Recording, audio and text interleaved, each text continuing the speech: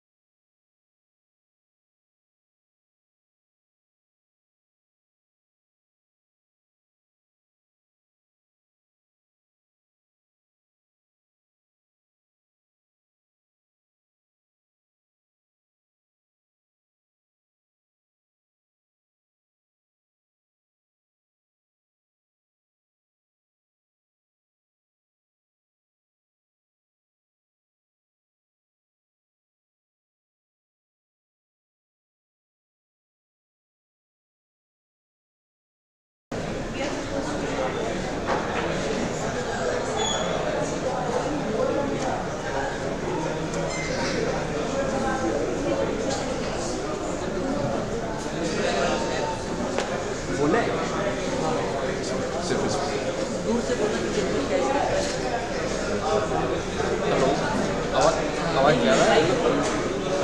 अरे ठीक है, यहाँ से भी कैच कर लेगा।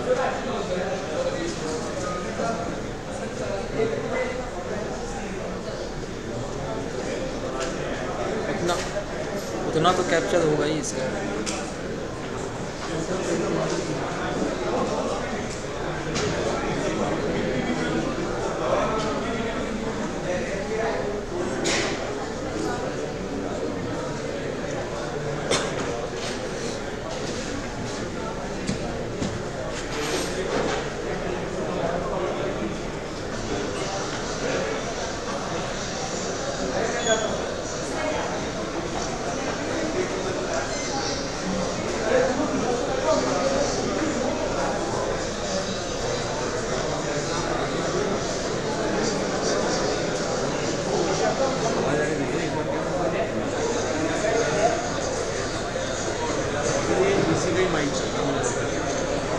इसी के माइक से आगे तो बाहर से देख सकते हैं।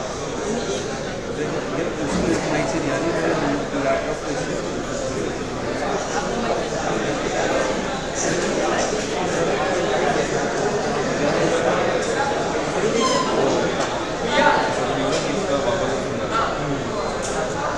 इसकी आवाज़ बाहर पड़ा आवाज़ बाहर पड़ा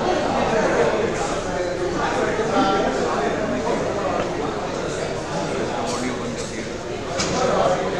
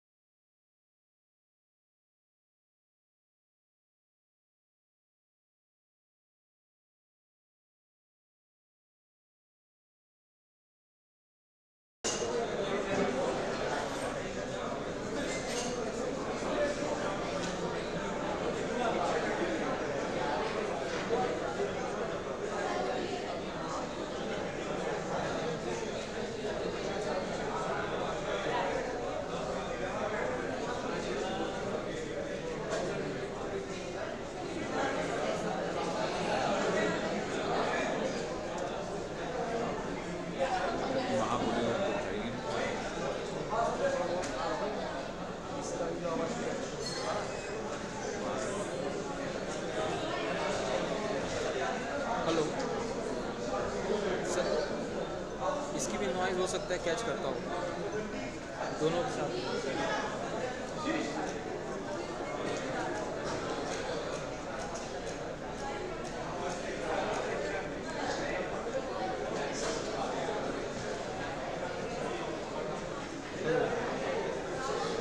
अच्छा विष्णु, ये जो माइक लगाया है वो इस पे ऊपर ये कौन सा है? कैमरे वाला है ये वाला जो है?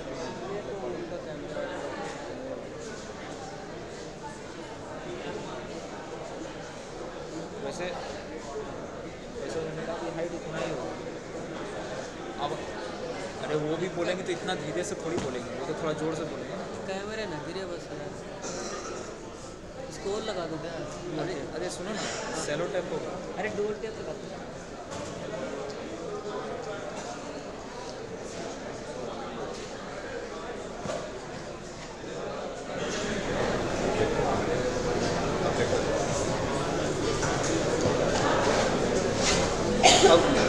अब चेक करिएगा आउट, वहाँ से क्या किया, ऑडियो बढ़ाया क्या? ऑडियो इसके ऊपर से यहाँ पर से चिपका पूरा पीछे से। अरे यार थोड़ा सा बड़े लो ना, क्या तोड़ना दूसरी का भी गिर जाएगा।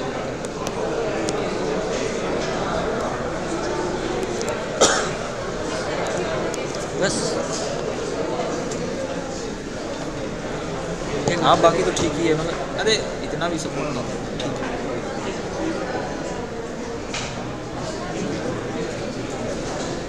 हाँ देखो चेक कर। अच्छा यहाँ पर जो हम खड़े हैं कितना फेस दिख रहा है? सही दिख रहा है। शर्ट के साथ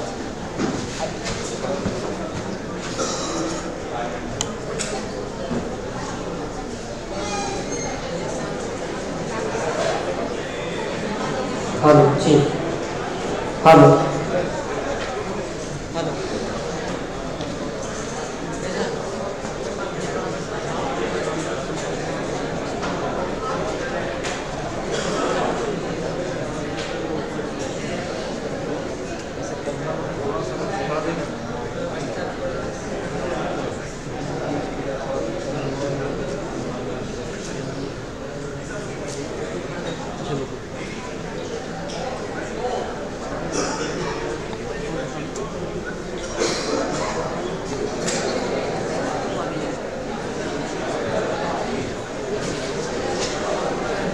अभी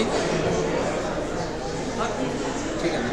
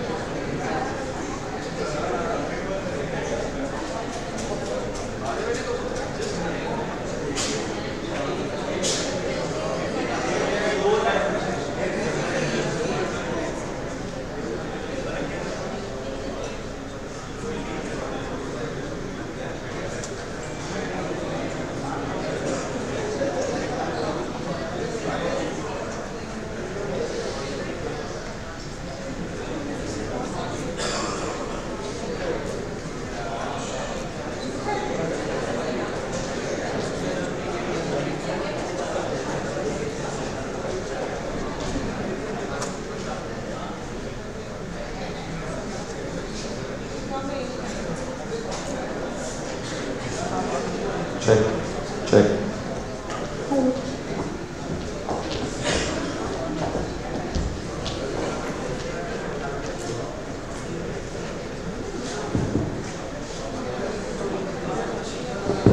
Check. Check, check.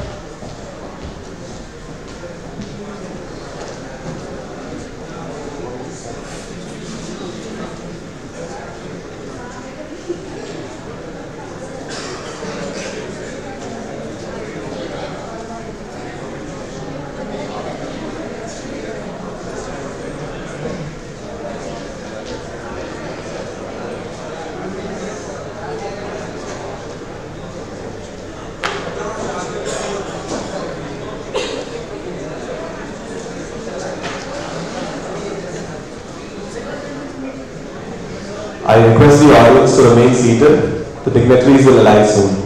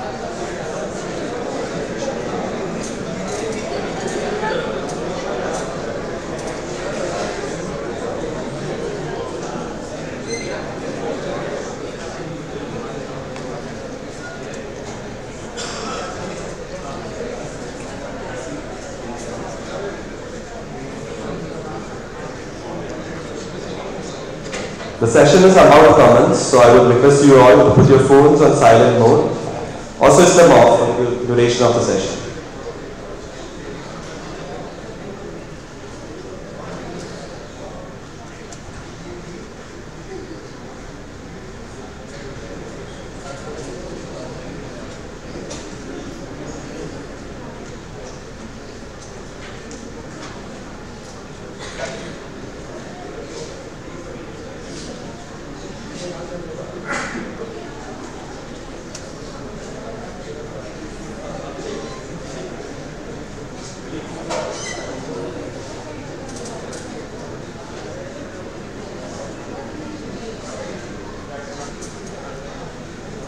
Students sitting in the back rows, can you just please shift forward? Because we have a few empty seats in the front. Guys, make it fast, like the guests are coming, so.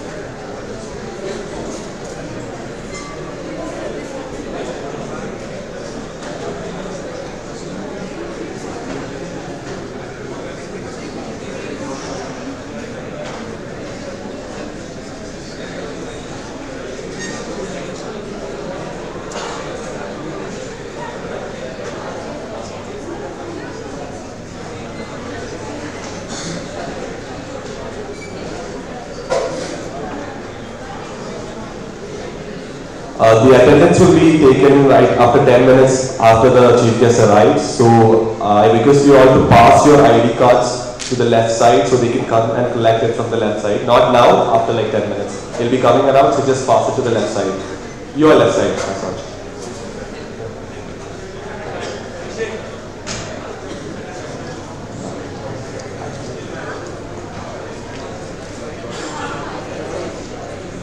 And those who don't have the ID cards, please talk to the volunteers.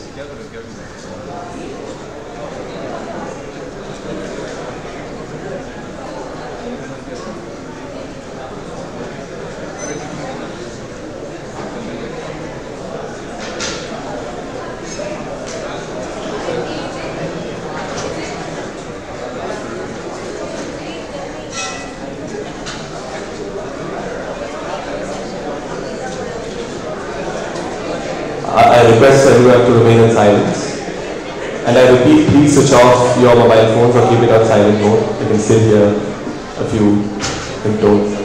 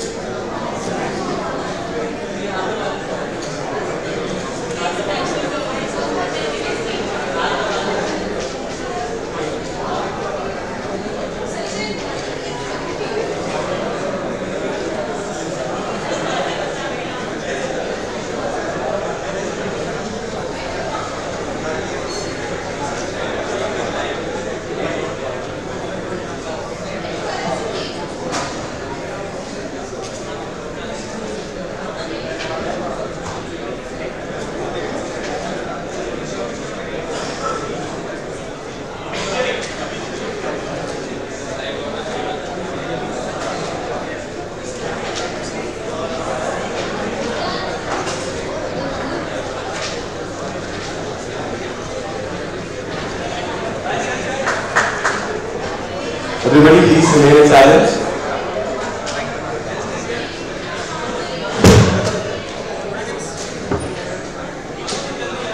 I request the audience to remain seated.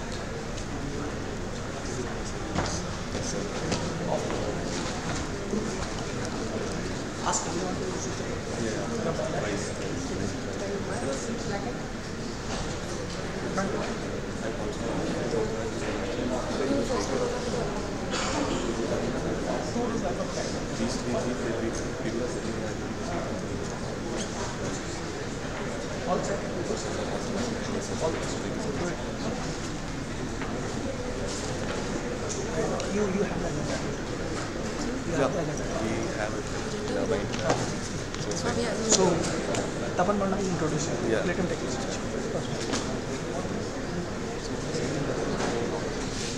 Sir, Manas sir. Change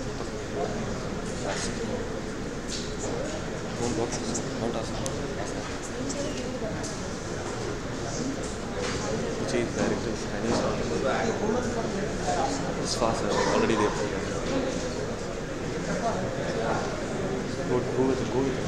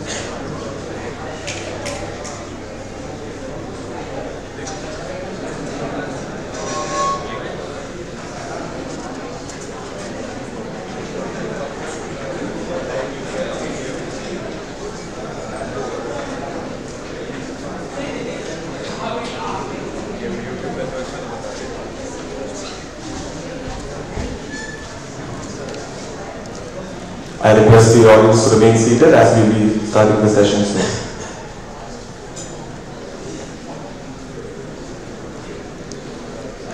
Yep. A big round of applause for our chief guest. Good afternoon, sir.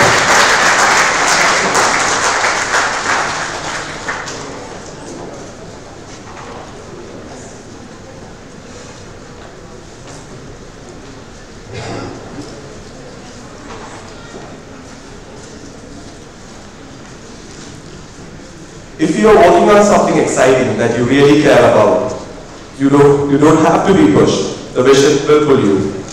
These are the words of Steve Jobs. Ladies and gentlemen, a very good morning to one and all.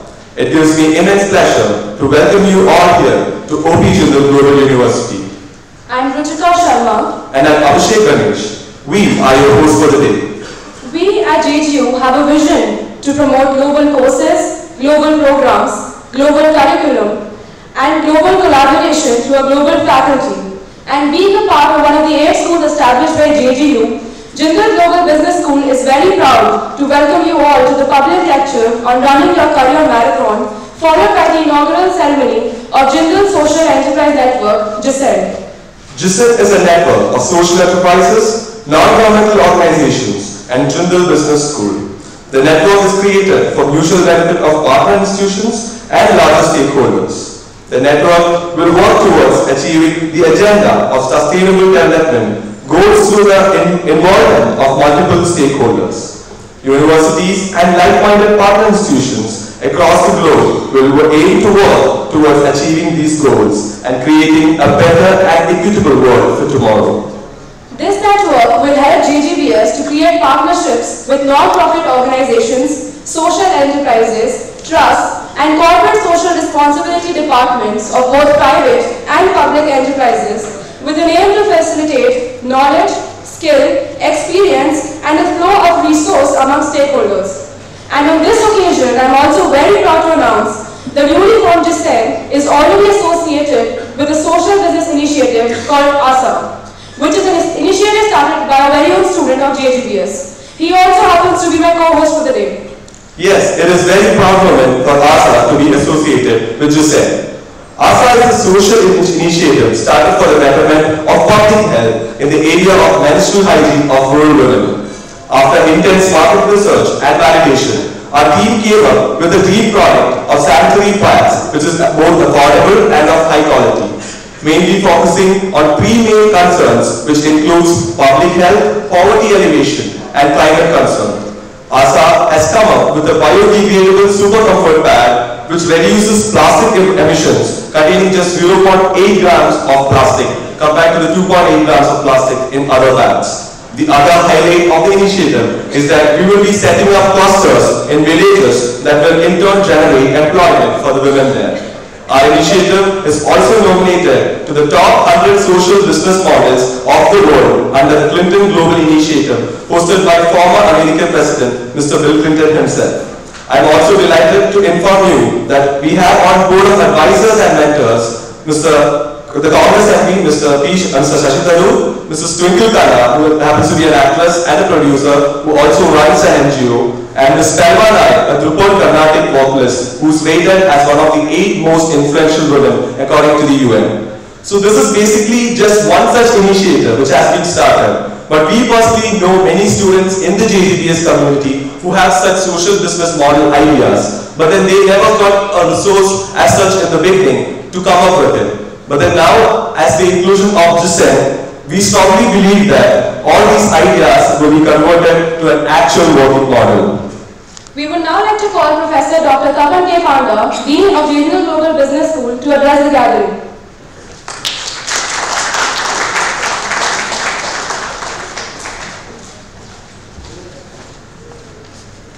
Good morning to all of you, and thank you for finding time to be here on a Saturday. I understand Saturday is a holiday for us, but we could find some time. I'd also like to thank all the guests who could find time and travel so far. Thank you, sir, Mr. Suresh Narayan, for your time to come to our campus. This campus started 9 years before when Professor Rajkumar, who was teaching in Hong Kong, who holds his degrees from Harvard and is a professor of law. So he made, in a conference, he met Mr. Naveen Jindal, and then they spoke about a year to establish this university. And Mr. Naveen Jindal is the benefactor and chancellor of the university. So Mr. Jindal donated 500 crores as a philanthropy exercise to start the university. And that started with a law school. That was the beginning of the school. And next year they started the business school. So business school came. So every year the university has gone and opened up a school. And the way we are discussing about the school always being a social science school, not having anything to do with engineering and medicine. That puts a different challenge to all of us in the rankings, because most of the top ranking universities in the world have an engineering school or a medical school. But we are happy with the kind of schools that we have planned. Currently we have a school which is into public policy and governance. Most of the state level administrative officers, they get trained at that school. We run master's program in that school also. We have School of International Affairs, which prepares ambassadors of the future, people those who will be real-term ambassadors for the future in that sense. We have a School of Liberal Arts, and then we have got School of Journalism and Mass Communication. This year we are opening up a School of Banking and Finance, and Art and Architecture. These are the 2 schools which are coming up in 2018. So it will be 8 schools now. And further we will have a School of Sports, School of Language, School of Fashion. So as I was referring about 2033, so imagine till 2033 we are going to have 21 schools. And when the university started, there are only 116 students and 9 faculties. Currently we house 3,700 students and around 350 faculty members at the university level. At the school levels, Jindal Global Business School being the second biggest school, has the second highest number of students here. And we run mostly 4 programs here. We have a Bachelor of Business Administration program, and we have also an integrated BBA, MBA program where after class 12, they come here, they do 3 years of BBA and then do 2 years of master's program here. We have a Master of Business Administration program, and we have a PhD program. Our PhD program is full-time as well as executive PhD programs we run there. This year we have partnered with IBM, and we have started a business analytics MBA because there's a large demand for business analytics scale manpower. That's what is our idea there. We are working on a program on family-owned business because we are in an area where most of the businesses are family-owned business here. When I joined here, we had 14 faculty members. Currently, in the last 1.5 years, we have gone to 37, and we are likely to be 65 by December and 55 by July this year. Most of the faculties are gone from the top schools, either they're from IIM or IITs. Some of them have their degrees abroad also. Our idea is also to have 30% of our faculty who are international in orientation, non-Indian faculty members. In that pursuit, we have got 2-3 faculty members now, but there are 4 in the pipeline to join with us.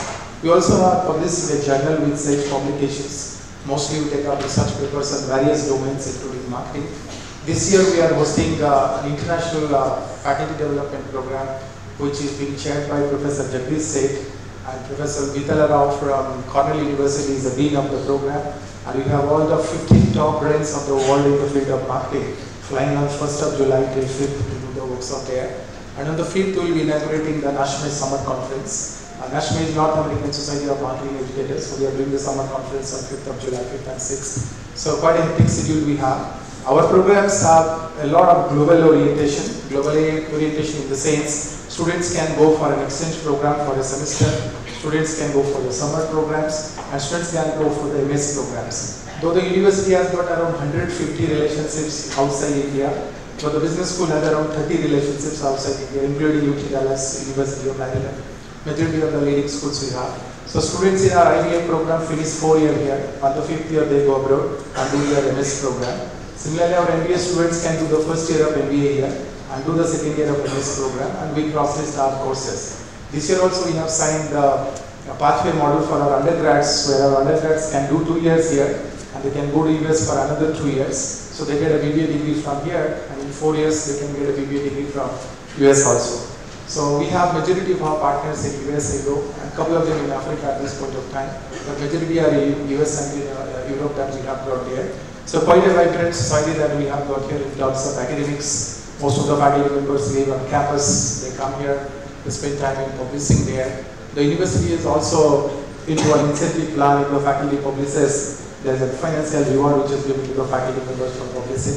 Mostly we look at Australian Business Wins Council rankings and Scopus Index journals for publication of faculty members. We often get speakers and visitors throughout the year, but we had a vision that we will invite a series of CEOs to come and address our students and inspire our students so that they can think about being a CEO in the future period of time. And then on that exercise, we have invited you as the first CEO to come and address our students. So I request all students to welcome Mr. Narayan.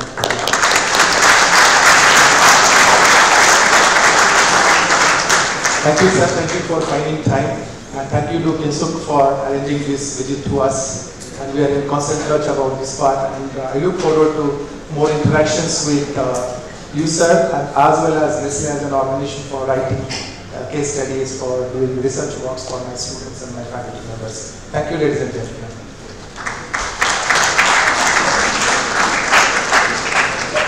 Thank you, sir. I would now like to call upon Professor Dr. Haseem Talukdar to deliver the welcome address.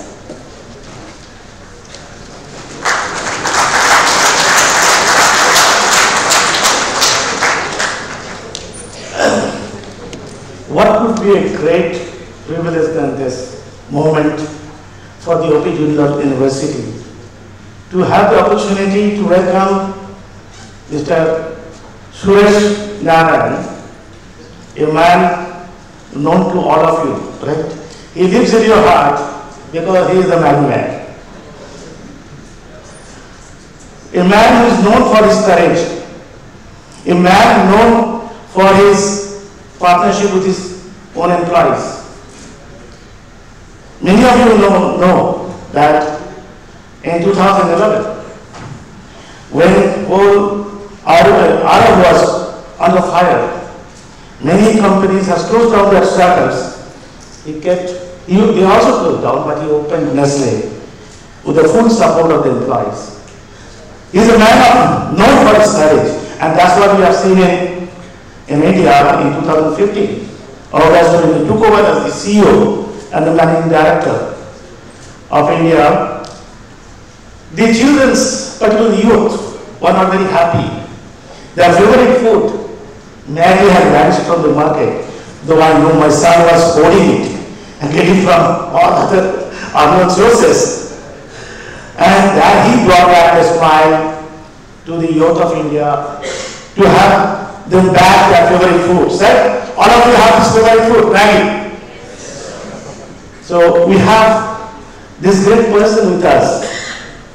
On this occasion, when we have this auspicious occasion of inaugurating our social enterprise network, and he will be inspiring us will be enlightening us with his thoughts and wisdom in talking about the running career marathon.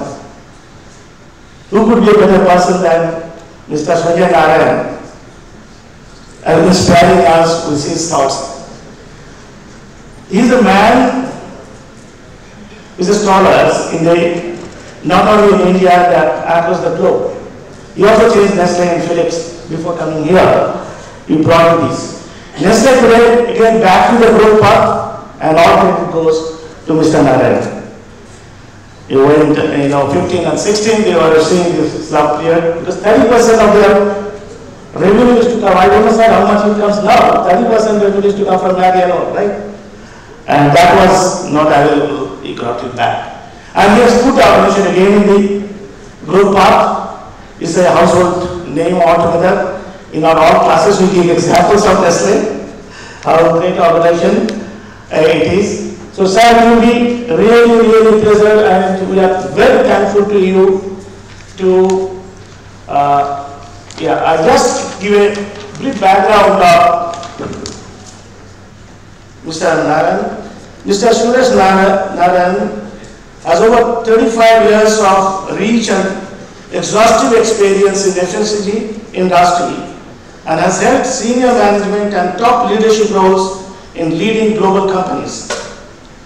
He is on the board of directors of Nestle India Limited from August 2015. Mr. Narayan was chairman of CEO of Nestle Philips prior to joining Nestle India. He is also the chairman of the Corporate Governance and Social Responsibility Committee of Board of Directors of the company. Mr. Narayan was managing director of Nestle Singapore PLE. PTN Limited from 2008 to 2010. During his time, overall business in Singapore witnessed substantial growth amidst the economic downturn. He was awarded the Medal of Commendations Day by the government of Singapore in 2010 for excellence in employee relations. That's what I was telling you. He is a known man of employee relations. During the challenging period, he moved to Nestle Egypt as chairman of CEO and head of NER, where his initiative resulted in significant business growth and investment despite the turbulence and the volatility faced by the region at this time. Mr. Narayan joined Nestle in 1999. As Executive Vice President of Sales in India, where he spearheaded major structural and strategic changes in sales and customer management and set up the Shell dairy business. He moved to Nestle Indochina in 2003 as Executive Director of Sales, Marketing and Food Services, covering the countries of Thailand, Cambodia, Myanmar, Laos and Vietnam.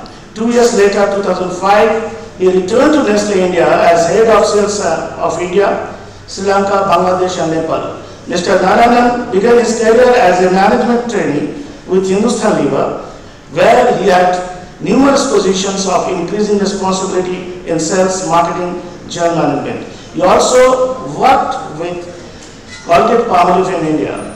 Mr. Narayan holds a master's degree in economics from Delhi School of Economics. He is also from Serum College of Commerce, right, sir? And has a diploma from IMD program for executive development. He has participated in the Nestle leadership program of the London Business School. He was delivered talks at NASCOM Forum, various corporates, NUS School of Business, Singapore, American University of Cairo, Columbia University and business schools in India, among others. Mr. Suresh Narayan has been honored as the Forbes India Leadership Award in 2017 as the best CEO in the multinational category. We are really, really thankful, sir, to having you here.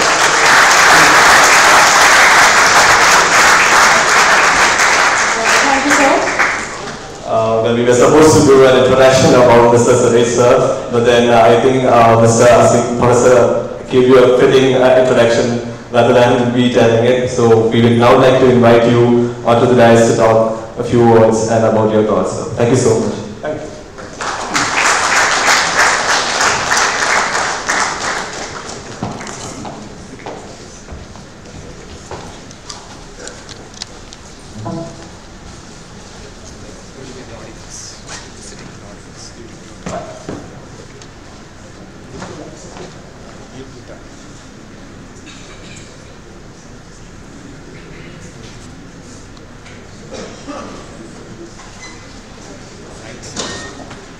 Good morning to all of you, and thank you, Professor Panda.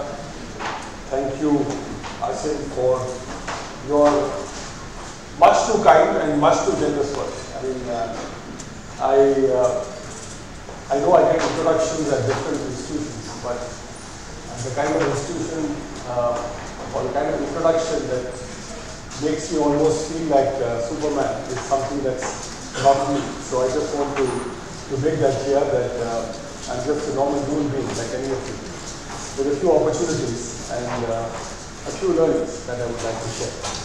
Now, why am I at Jindal? And my apologies first for ruining your Saturday mornings. There is an IPL match to catch up on later on in the course of the day. I hope makes up for some of what you might not have spent well during the course of this morning. I'm here because of the power of relationships.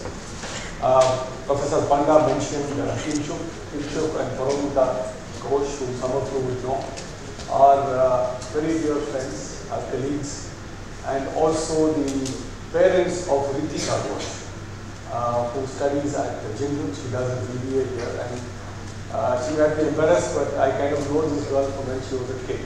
So I guess one of the good things of being an uncle is to kind of reciprocate when and where it matters, in the hope that all of you reciprocate back to your own communities and your own societies when you learn something and wish to share.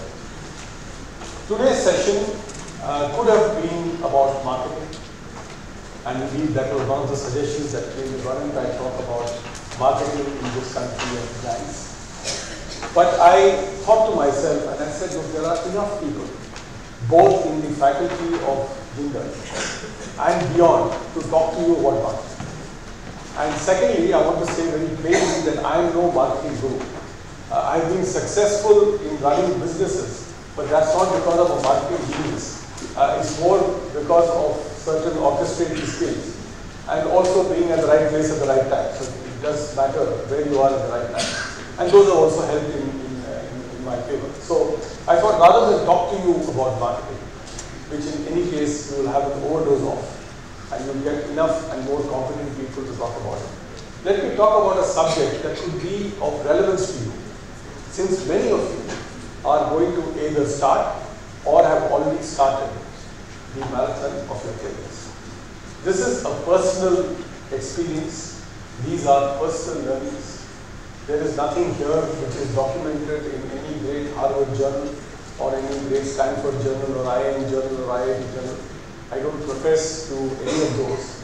And let me also say that I'm probably one of the least qualified people in this room, because unlike some of you who are doing BBAs and MBAs and PhDs, I did a humble master's in economics from the Delhi School of Economics, and I think it is one of the finest institutions in Asia. So don't worry if you don't have an engineering school, if you don't have a medical school. You can still be ranked as one of the finest. If you go to a place that has dedicated teachers, dedicated faculty and people and cohort that makes that institution happen. So I am an accidental corporate citizen. I was aspiring to be a bureaucrat, coming from a bureaucrat family. And I thought I will start with a bit of introduction about who I am, what has been my journey, to demystify this notion that somehow I might have had it in my head that I'm going to become the CEO of a company. Now that's the bad news. The bad news is there's nothing sexy about what I've achieved. The good news is that any of you can achieve it. So therefore, there is nothing here that is a miracle that has happened. So let me start with the first fact. Congratulations to all of you, because half your battle is won because you're studying at one of the finest institutions this country has to offer. A round of applause to all of you. You made the right choice. Destiny made the right choice. Your parents made the right choice. Circumstances made the right choice. Whatever be the confluence of circumstances, you are in the right university, in the right environment, surrounded by some very intelligent, very competent, very dedicated, and very committed professionals who are here to give you their best. The question is, are you ready to give your best? So congratulations on the fact that you're already won half the battle. But still, well begun is only half done. You still have to make a go of it. So let me tell a little bit about myself. Again, not with any intention of giving you a detailed biodata of who I am. I think by the description that was given before. You know, every time your number of years of service crosses 5 years, the number of lines on your CV multiplies by 20. Right? Because there's so much more to add. And for the people who are listening to it, I mean, you guys will be wondering, oh my God, this guy is as old as he is. Right? For the guy like me who's listening to myself being talked about, you realize this, oh my God, I've been around that long. So it's really a sense of disbelief on how time has flown. But let me share with you a brief about my own background. I'm very much an Indian. Right? I'm very proud to be an Indian, very happy to be an Indian. And I think I'm delighted that if there is a reincarnation theory which is there, I don't mind being born in my next birth as an Indian, or even as a dog. Because I think that those are the two noble things that mankind has got that I could be part of. I come from a very middle class background. My father was a bureaucrat, That's a picture of me many years ago. That's my mom, Shanti. She was a homemaker. And we were part of a technocrat family. And there was enough on the table, but there was no luxuries. My father and my mother were very disciplined people. So they were quite strict in the way in which they brought me up. I was the only child, but I was never given too many luxuries or ever made me feel that I was more special than anyone else from the planet. The reason is that they saved and they spent more than half their salary to educate me. And I went to one of the finest schools, I believe, in this country called Ishidai, which is down in the south in Bangalore. And I had probably 6 of my best years of my life in a school that was 150 acres of campus, that had its own dairy farm, its own poultry farm, its own swimming pool, its own mountains, its own valleys, its own everything, and only 350 kids. So it was a fabulous, fantastic place. God bless my parents, because that, I think, is the most important investment that your parents have done in you, the power of education. Don't worry about the bank balances that might come your way after they're gone. Don't worry about those cars and those bungalows in the hills that you might come upon. What is important to you is to get the power of education. So that part of education set me off. I went on to do a bachelor's and then a master's in economics, wanted to be a bureaucrat. Was very keen to join the IAS. I thought that is where my passion should be. Delhi School of Economics anyway had either guys going and becoming professors, or you had guys going to the IAS. The corporate term was not something that was even common. But as sometimes fortune happens, as indeed circumstance happened, in the son chose to come for the first time, I believe in I don't know how many decades, to Delhi School to look out for talent. It was unusual talent because they had the IIMs and various other places to go to, but they came to the Delhi School of Economics. I was advised by my father that it is good to go for the interview because it is useful for the IAS interview. Look at the man, he was thinking ahead. So he said it would be good for that next interview to go for this interview. So I went for this interview and went to Delhi, got selected, and then I was told to go to Bombay.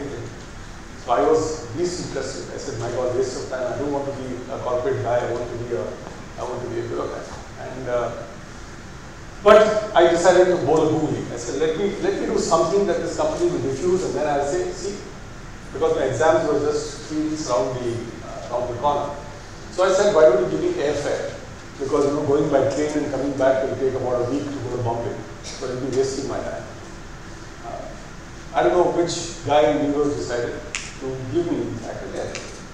So in those days, in 1981, an air ticket was pretty expensive. I didn't have the money to buy an air ticket because that kind of money I had not seen in my life. My dad said it's difficult for me to transfer that money to you. So why don't you ask a relative in Delhi? So I borrowed some money to buy a ticket, which was reimbursed by Hindustan Unilever. Went to Bombay. I went for this interview. I was the only non-MBA in the whole crowd. The reason why I'm saying this to you is that don't worry too much about where you are and what you do. I was the only guy, 14 people sitting around the table who didn't know the meaning of the word case study. So I asked somebody next to me, I said, what is a case study? There's a girl, I remember, she was from Iron Capital, she looked at me, she said, you don't know what a case study is? I said, no, I don't know what a case study is. I know about environment, I know about theorems, I know about, all the stuff, the heady stuff that the Delhi School of Economics that I was learning, but we never do case studies. What is a case study? She said, anyway, she must have thought one competition less, one cross will happen. So it's good, regulation is competitive intensity gets reduced. If one of them is a midwit who comes on to the panel. I somehow did some case study. I remember it was something on surf. I didn't know even, I knew what surf was, but I didn't know anything about marketing. So people talking about positioning and advertising and strategy and pricing and all that. And I was blabbering something. I blabbered something. I got selected and went for the interview thereafter. Went through the interview thereafter, and it's a very pompous environment where they come and announce to you that X and Y is selected. So they came and said that, you're being selected. So I was shocked. For the first time in my life, when you got something, you felt sorry about it. You said, oh my God, why did I get this job now? I called up my dad. My dad said, how much are they paying you? I mentioned my salary. He said, just about a third lower than my salary after 30 years. So I think it's a good choice. Money is good. So he said, but anyway, go talk to your uncle, who's in the IAS, on your dream of joining the IAS. So I went, fine.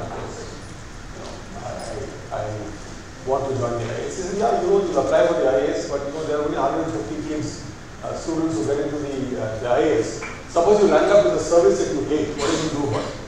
Then you have left this and you are left that.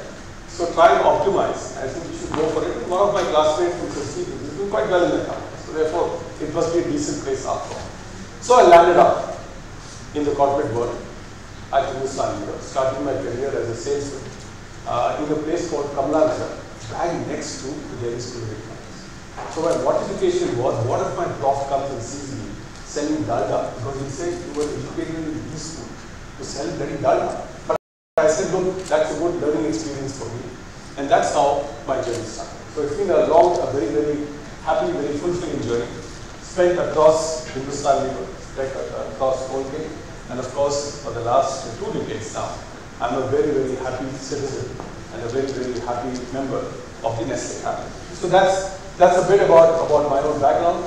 I've worked in amazing places, amazing Thailand for one. I think it gave me a flavor of a completely different culture. I would recommend each one of you to embrace it. Learning from different cultures, learning from different people, learning from different environments are part of what human beings are all about. If you get that opportunity, take it and grab it. I also worked in Singapore, probably one of the best administered city-states that I can think of. Wonderful 3 years there. I go there, of course, there was a downturn, but the downturn didn't matter. We managed to do well as a company. I think engaged and did a hell of a lot of good work that subsequently led to the business prospering even more.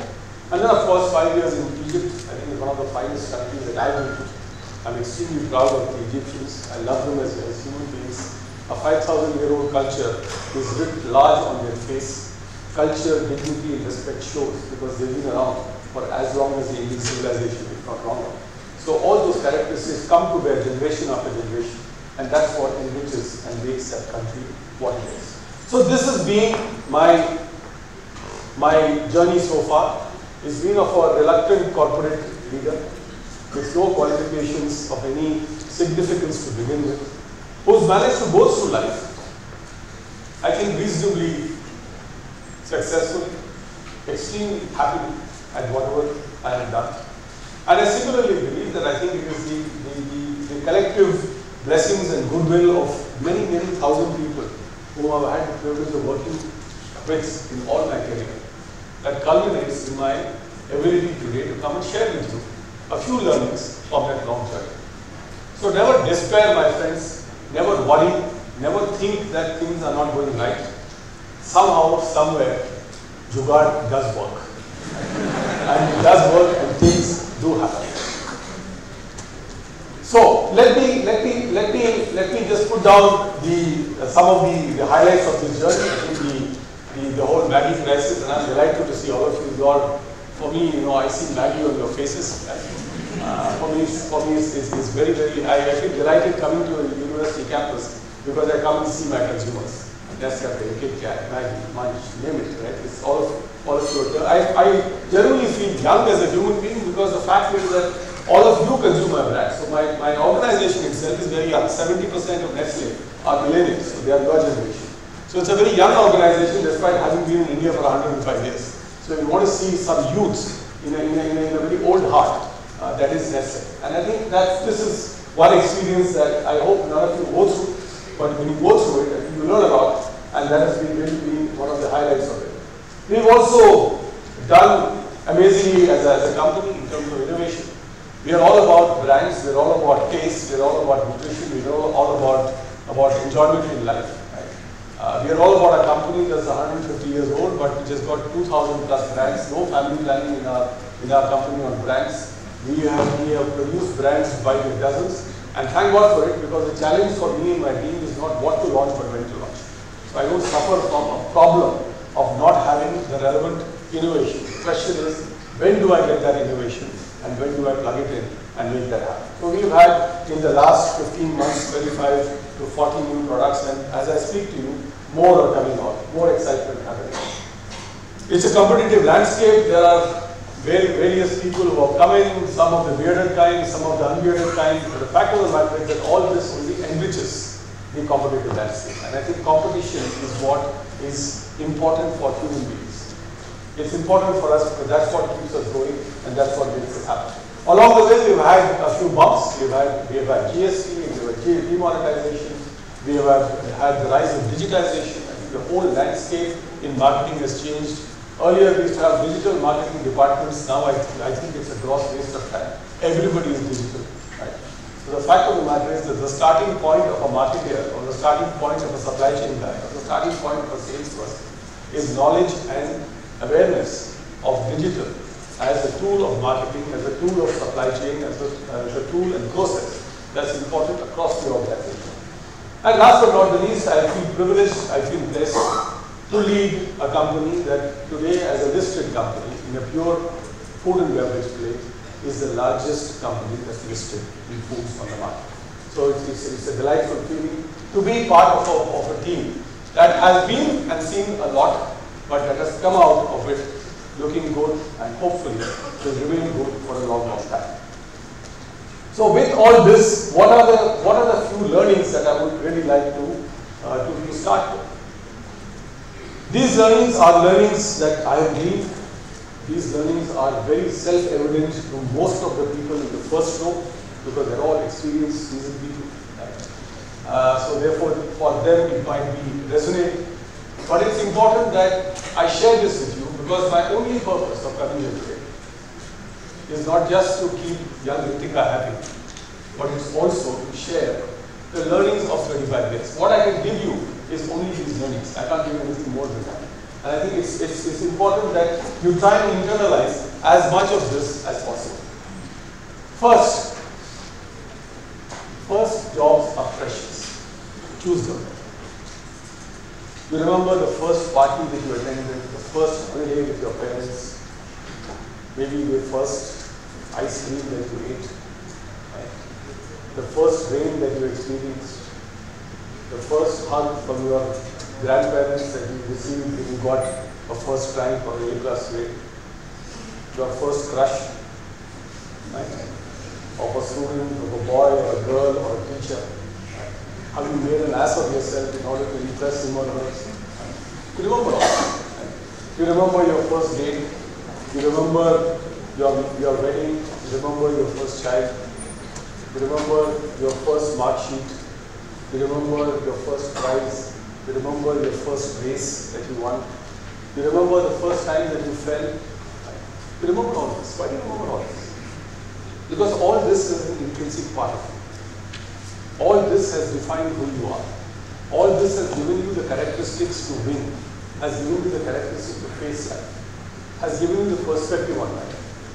Why then don't we use the same principles when we select our first job?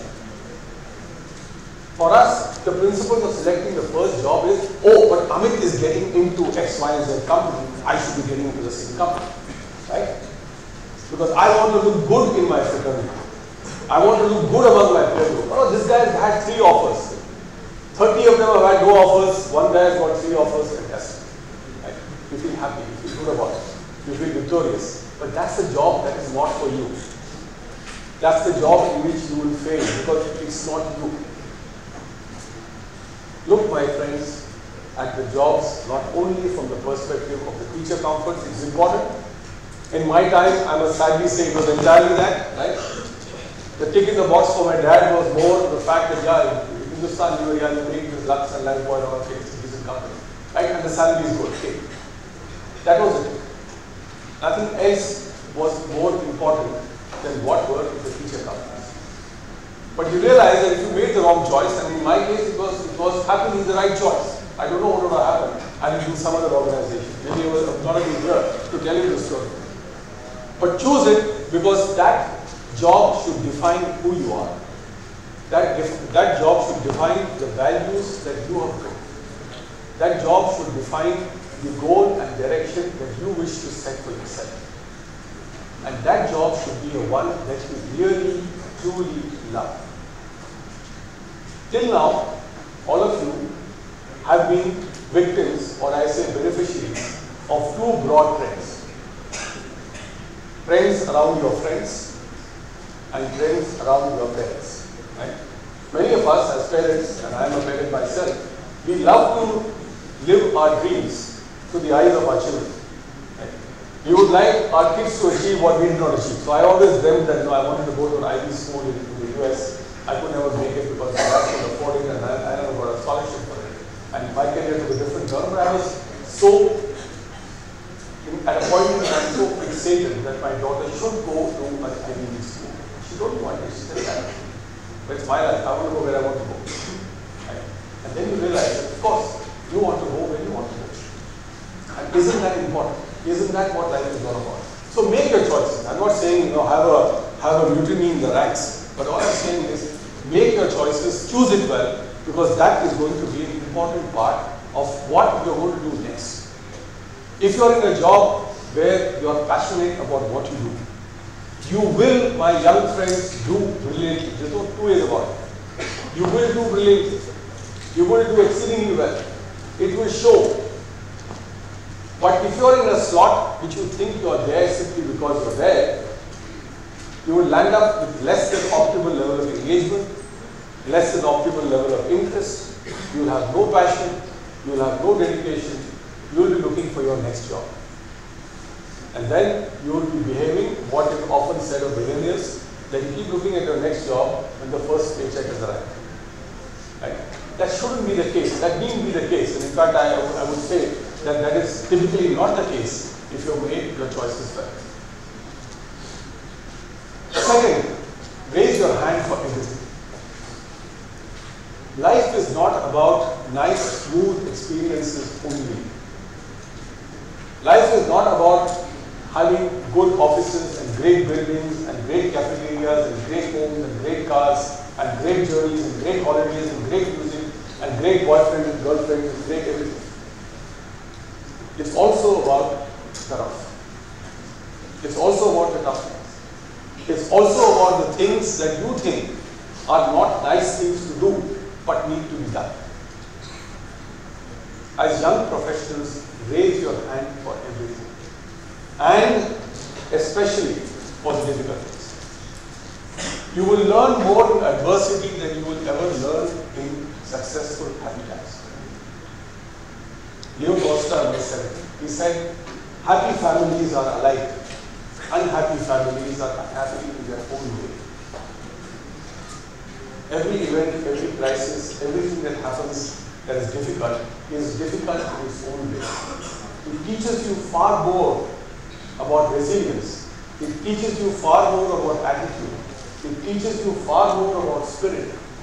It teaches you a lot more about tenacity than good times. हरियाली में तोते बहुत होते हैं. In good times, to be a leader is no big deal. Any monkey, any clown, and don't you see it, can sit and be a leader. It's in bad times that leadership comes. And who become the leaders in the bad times? It should be those who have seen difficult times themselves. If a guy has never seen a difficult, tough spot in his life, he's made to come upon and handle a huge problem of whatever kind it might be, he is going to be more worried about point number one, what's going to happen to me. He's not worried about what's going to happen to the problem. Oh, but I've got a great career. I don't want to screw it up. Right? Some of you might think that that's what I should have felt when I was requested to come back and take care of the Maggie crisis. Oh my God, why am I coming back to killer, dead, I'm finished. Right? What's going to happen to my career? What's going to happen to my image amongst my peer group? What's going to happen to everybody around me? They say, oh God, Suresh Narayan is a bloody failure. He's come here and goofed. He's mucked up, he's messed up. Right? That's the fear that you have. But on the other hand, if you have a more positive feeling in your mind that says this is the time to rise and shine, this is the time to contribute, this is the time to make a difference, this is the time to make things happen, isn't that a very different feeling? Isn't that a very different emotion? Why don't we get that into our system? And I would really urge you that when you come upon jobs, when you come upon assignments within jobs, take the tough ones. Some of us are blessed with it. Now, I have a particular affinity towards difficult jobs. My first job at Hindustan Liver was a shutter factory. Can you imagine? 22 years old and I'm told go and shutter factory. The next one was a shutter brand. The third one was to open and shut a unit. Right? The fourth one was to get 5 branches of Good Bond and Lipton coming together with a huge, messy industrial relations crisis that was brewing in the West as part of one Hindustan Liver. The 6th assignment was to get the whole national team of this disparate company that was coming together. The 7th was trying to look at like restructuring and Colgate Palmolive, which was going through a terrible time in the marketplace. The 8th assignment was trying to revive the Indo-Chinese market for Nestle, which was going through a slide. The 9th assignment was to come and hold back India and to hold back the region in terms of its performance. The 10th assignment was interesting to go to Singapore, beautiful country, and you go into a downturn and you try and handle a place which is in downturn. 11th assignment is to go to a place where I have been told nothing ever changes. Right? The Nile has flowed. Mubarak has been around for 35 years. Before that was Sadat and Nasser and the whole thing. Pharaonic for 5,000 years, and within 6 months, Arab Spring, the whole thing goes up in flames. And then I'm given a little bit of peace to go to Philippines for 4 months to say, nice country, great beaches, great golf courses, and everything else. And then you have the Maggie crisis, and you come back and handle it again. I don't regret one moment. I look back on every day as a blessing because I've learned hugely in all that I've been through. It builds an amount of resilience in yourself that is truly amazing. So take the difficult ones. And I encourage all the young girl students here, especially you, take it. Your problem, and I say this in all honesty, women are 100% prepared but 50% confident. Right? You're 100% prepared. You're prepared in everything. You know every angle of everything. You work very hard. But you're 50% confident. By and large, men, and include myself, we are 50% prepared but 100% confident. We have the blasé to bluster through. We bluster through. Sometimes you just bluster through. So I want to encourage all, and especially my women colleagues here, let yourself go. If you let yourself go, you can achieve miracles. Nothing will stop you. Nothing will stop you. Sometimes it is a tragedy when you see in organizations that young ones kind of hang in there and they don't move beyond the point because they feel constrained, they feel that they're inadequate. Never have that feeling of inadequacy. When the tough assignments come, take it because you can show exactly what you are. Don't look at connecting the dots now. I'm not the CEO, I'm not the kind of person who will come and tell you here that, look, I had a vision 35 years ago, boss, I should be the chairman of the company. Rubbish. I was just hoping to earn my next salary, keep my job, right? Hopefully get married, have some kids, right? Go on holidays, buy a nice fridge, trade that for a better fridge, right? That was all my life was about. I was not becoming CEO or this, that, and the other. There are some people who come and say, by 40 I wanted to be X, and by 45 Y, and by 50 I had to retire. And I planned that and did that. Maybe for some of them it happens, but for a large majority of them, I would say, they are a bunch of unscrupulous liars. Because life is not so decided. Life is not so smooth. Things don't happen with that regularity that you want to do. So don't agonize yourself connecting the dots. Your dots will always be your peer group. Oh, Rashmi has got promoted, Rahul hasn't got promoted, now what does Rahul feel? Right? First reaction, Rashmi is close to the boss. Right? Therefore, she's got promoted. That should be meritorious. Some of us are born to be on careers that are meter gauge. Some are broad gauge, some are narrow gauge, some are super fast, some are aircrafts, some are ships, some are boats. All of them reach their destination. You will reach your destination too. Don't try and put yourself onto a fast train when you realize that your capabilities are off meter gauge. Right? It's only going to make yourself even more angry and even more unhappy. And this is not me saying it. This is one of the icons that you guys hold very close to your heart. Steve Jobs. He himself said, probably the world's best known and best admired innovators, said that you can't connect the dots looking forward, you can only connect them looking backwards. Only after events have happened, we know. You cherish the past, you live the present, you anticipate the future. You don't go connecting dots on the future. It's anxiety, and that anxiety kills you. And if you look at the levels of stress in the organizations that are there, stress in families, stress in the workplace, it's because of this anxiety. The anxiety to achieve, the anxiety to be called something, the anxiety to achieve something, the anxiety to be recognized for something. This anxiety is what kills you. My only request to you is take it as it comes. That doesn't mean that you say, fine, no, everything is fatalistic, I go and make 6 rounds of the temples, right? I'm going to get 6 times the bonus. Doesn't happen. Agar bina prarthana ke ashirwad mile, look at it twice. Right? It doesn't happen. You have to do something in order to get something. All jobs are both routine and exciting, embrace it.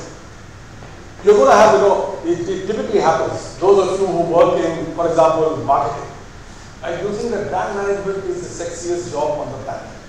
Because you've got advertising agencies, models, film producers, those ponytail fellows who come there, right? You're very excited with those fellows, right? Tone jeans and I don't know what else, right? Pretty bohemian lifestyles, and they produce great stuff. That's the kind of stuff I should be in. But if I'm in sales, very dirty, donkey job, going there and approaching retailers, sales fellows, right? Go and brush their teeth. I should be talking to them, selling stuff to them. What am I selling stuff for? My young ones, remember one thing in life, everybody is selling something. As you listen, you are selling something. As I speak, I'm selling something. You're not selling something. There are no good jobs and bad jobs. There are no routine jobs and exciting jobs. Every job can be made exciting. You can be in a call center answering 200 calls a day routinely to the same set of folk who have forgotten something on their cards or something on their mobile phones or something, and still make it interesting. Your careers are going to be that. You're not going to be getting all the jazzy jobs to begin with. It's like sometimes you get young MBAs who say, sir, I would like to work only in treasury. Why? Because I want to deal with investment banks. I want to deal with hedge funds. But I mean, you don't even know how to tie your shoelaces. And you want to be dealing with hedge funds. What's wrong with you? Grow up. Take the jobs as they come. Make those jobs as exciting as they are. Move up and get there. Leadership is not just about wearing a suit, driving a sexy car, having a nice secretary and a beautiful office. It's about getting things done. It's about having credibility. It's about having competence. It's about having grey hair, losing fast to no hair. Right? It's all about that. Unfortunately, in this digital age, our icons have sadly been set as people who have achieved things like this. Yes, you can, but very few do that. Most of us have to go by a train and have to go by a commute and have to go up the ladder and have to do things the way it is. And we've all done in our lives jobs that are both exciting and routine. But if you make a routine job exciting, you will enjoy it. You will stand out. People will notice you. They'll say, wow, this guy is doing such a fantastic job of this simple thing. Right? And that will make you even more marketable in all that you're doing. Is this comprehensive? Is it interesting? Go beyond. I urge this to every young person in this room with all sincerity, with all humility. Have a purpose to your life. And this purpose is not about, and pardon my saying this so bluntly, about a visiting card or a house or a car or a piece of property in XYZ. You will get it. You will get it. Life will give it to you. Your backgrounds will give it to you. We're all parts of backgrounds that are privileged. We're all privileged people. We've all been, the accident of birth has given us a hell of a lot more than we deserve. Right? Purely being born in the families in which we are. We could have been born in a family that was 20 kilometers away in a poor hut, in a poor shed. With brilliance that is unseen and yet not achieved. Because the opportunity is not given. The opportunity is given to you. You will achieve. You will have name. You will have fame. You will see all the good things that you need to see in life. But at some stage, you will have a hollowness that says, what is my purpose? What am I here for? What am I doing? And this is not a larger spiritual purpose. I'm not saying become a Swami Vivekananda or become somebody else. I'm just saying have a purpose in your life. The purpose I set for myself was to try and impact positively as many people as I can. As many people. Right? And this is from an early reading that taught me that you will never be remembered for all the profits that you created, all the turnovers that you did, all the factories that you built. But you will be remembered by how you made the other man feel. Touching lives, influencing lives, and positive strokes in lives is what makes us truly great. Focus on that. Have a purpose. And set yourself that purpose that you will work towards. This is not a piece of paper that you write down. This is an inner feeling that you have. This is what I'm trying to achieve in my life. And when you do that, you will find everything satisfying, everything happy, everything good.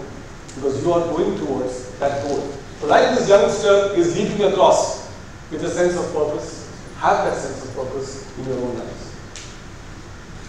You question everything. You question everything about the canteen food, you question everything about the qualification of your lecturers, you question everything about the curriculum, you question everything about your girlfriend's dress or your boyfriend's coat, you question everything about what your parents have done to achieve in life or not to achieve in life. But question positively everything that you see in the workplace. Questioning is an intrinsic part of the human being that should not be lost with the legacy of leadership or with hierarchy or with becoming bigger and bolder and better in whatever you're doing. Please lose a sense of curiosity. Don't lose that sense of curiosity. I still begin, and I'm still a guy who asks some very stupid questions. Right? Because I know that there are some areas, like example technology, I don't understand technology. The excuse I have is I was not born in the internet age. In my age, even getting a landline was a big thing. Right? But you have so many things that you can question and you can contribute to in the context of who you are as human beings, who you are as professionals, and question that in your workplace. If you do that, you will find a greater vibrancy of your mind, a greater contribution on your job, a greater capability of accepting ambiguity. Because all these are going to be important facets of your life. And that's something that you really need to embrace from day one. Don't try and please everyone. This is the classic mistake we make in our lives all the time. There are some people I can't stand, there are some people I can moderately stand, there are some people I love, there are some people I adore. I want to keep everybody happy. Right? That is the standard fare of all our Indian films. Right? The Bahu keeps everybody happy. The Saas keeps everybody unhappy. Right? The son in the family is in misery. He doesn't know what to do between his mother-in-law, between his mother and his wife. Right? So he's stuck like a Trishanti. All his life is trying to make amends. Frustration, anger, duplicity. In the workplace, you can't please everyone. Leadership demands difficult calls. Leadership is not about popularity. Leadership is about trustworthiness and decisiveness. You're paid to be a leader because you're decisive and because you're trustworthy, not because you're a liked and loved person. Liked and loved persons do not necessarily be great leaders. That doesn't mean that you'll be a disliked person. But don't make that your priority. Similarly, as you seek your own careers, as you seek your own path, sometimes you have to break away with what the rest of the crowd is doing and follow your own path. Because that is what is important for you.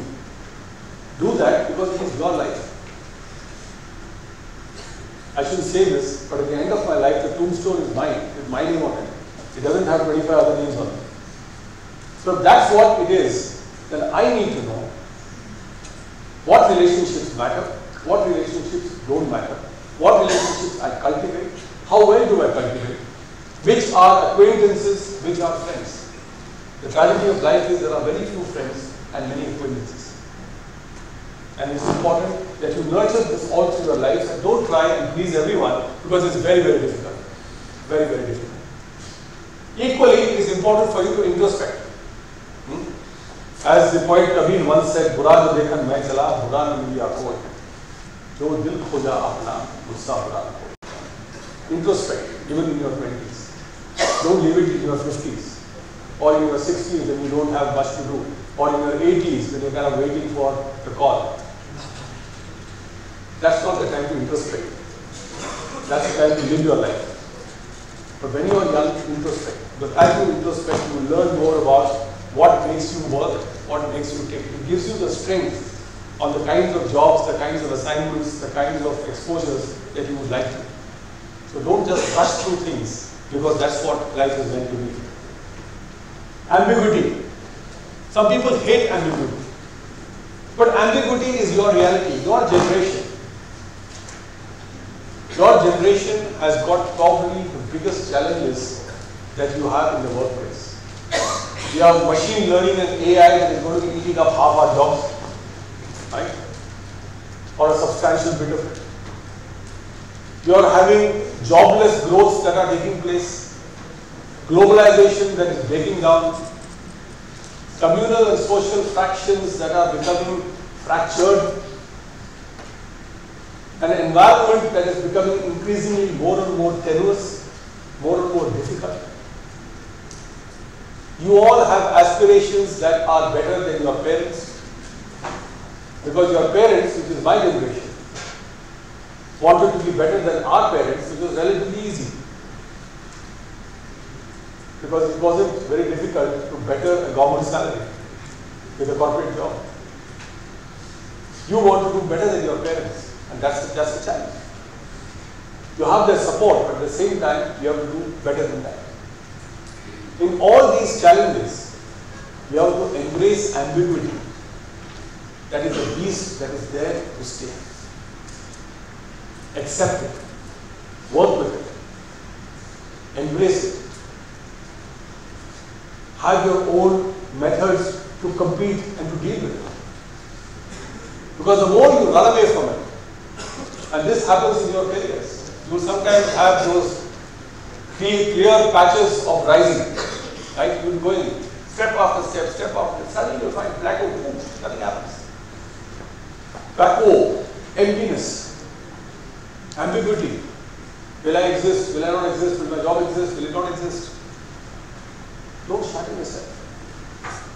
Learn to face it. Learn to cope with it. Have the principles that you define.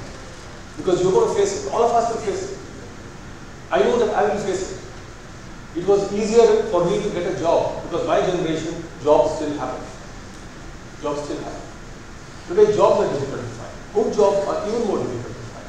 Careers are difficult to find. Workplace environments are becoming more and more harsh, more and more difficult. Civility, decency, and respect are becoming hugely prized behaviors that you normally take as being simply human. You don't have that.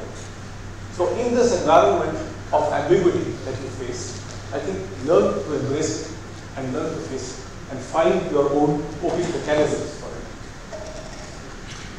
it. Be gentle with yourself. Celebrate who you are. Our problem in life is that we sometimes keep chasing the dreams of others. My father, when I finished my high school, he said, I want you to be a civil engineer because he was a civil engineer. I was very lousy in maths, not particularly good. I had no interest in engineering. So I told him, I said, Dad, I will never and cannot be an engineer. I want to be an economist. He said, economics department. South Indian Tamil background, south of the Vindhyas. If you are a doctor, lawyer, engineer, you are a human being. If you are an economist, you are a dog. So he said, in my community, people are going to be very, very wondering that Narayan's son is a poor for one son that they also bear. Low original clerk in some office. That's what he become. But I realized that my skills was more in that area. I couldn't do it. I couldn't be an engineer. I would have been invisible. I mean, I got into some shady engineering college and come out with a BA degree. But for the life of me, I could not master even a single bit of the wall. So raise the question of I doing anything to do with that profession. Find and harness the skills in yourself.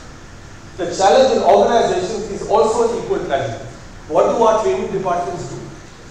Our training departments will try and train you in a skill that you do not possess. Right? Our appraisal mechanism will say, Anjali needs to be more aggressive. She is not very aggressive. She is a nice, gentle, kind woman. She is tough as nails, but that's her behavior. Why do you need everybody to be aggressive? Why? Because the boss is aggressive. Because the boss likes, tough women. I'm talking of women. Right? If you are demanding, a man is called aggressive. If a woman is demanding, she is called abrasive and not to be worked with. So you have the other gender challenges also in the workplace. Which means that you have to find your meter even more finely. Because these attitudes are not going to change in a day, sadly. I am the one who probably as an individual feel a lot for women professionals. And I suspect 99% of this is because my life has been nurtured by 5 or 6 women in my own upbringing. My mother, my grandparents, my wife, my daughter, these are the people who have influenced me. So I feel for it. But I know that that change is going to be a long drawn process. And therefore it is even more important for you to be kind to yourself and to celebrate your difference. Take the roles, take the jobs, give the inklings that work to your strength. Working to your strength will give you success. trying to patch up your failures will sadly not give you very much. Will not give you very much. But unfortunately, in most corporates, our training programs is to train people to do the things that they're not good at. Finance for non-finance managers. अरे भाई, उसको मालूम नहीं है यार, छोड़ दो उसको. He's a good marketer.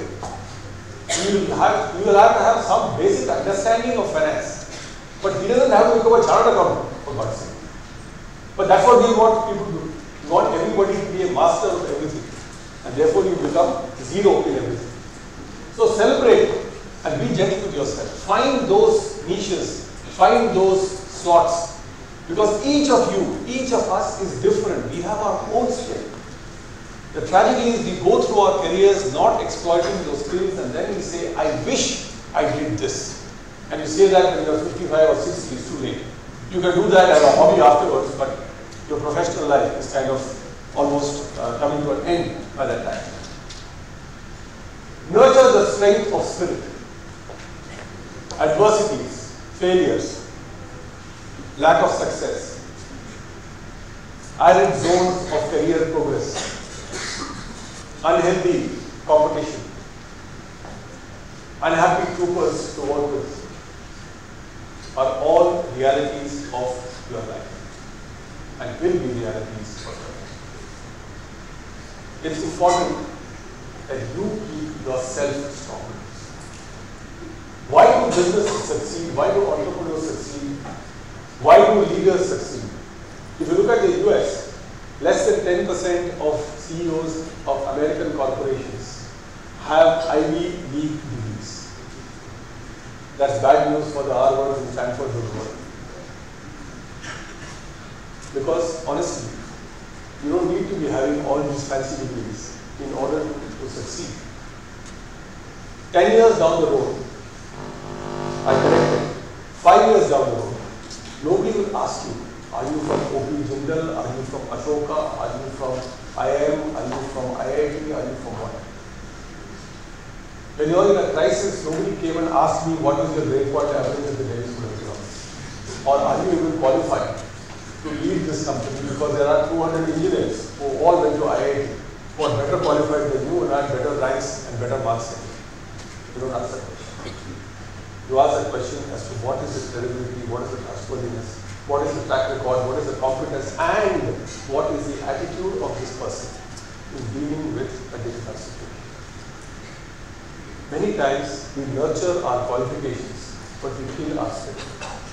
We acquire degrees, but we don't truly learn. That's our tragedy. Having 6 degrees behind your name is good money for the printer, because he makes a nice big visiting card. That's about it. There's nothing much that happens in terms of the learning. So it's important that you keep your attitude and your spirit going.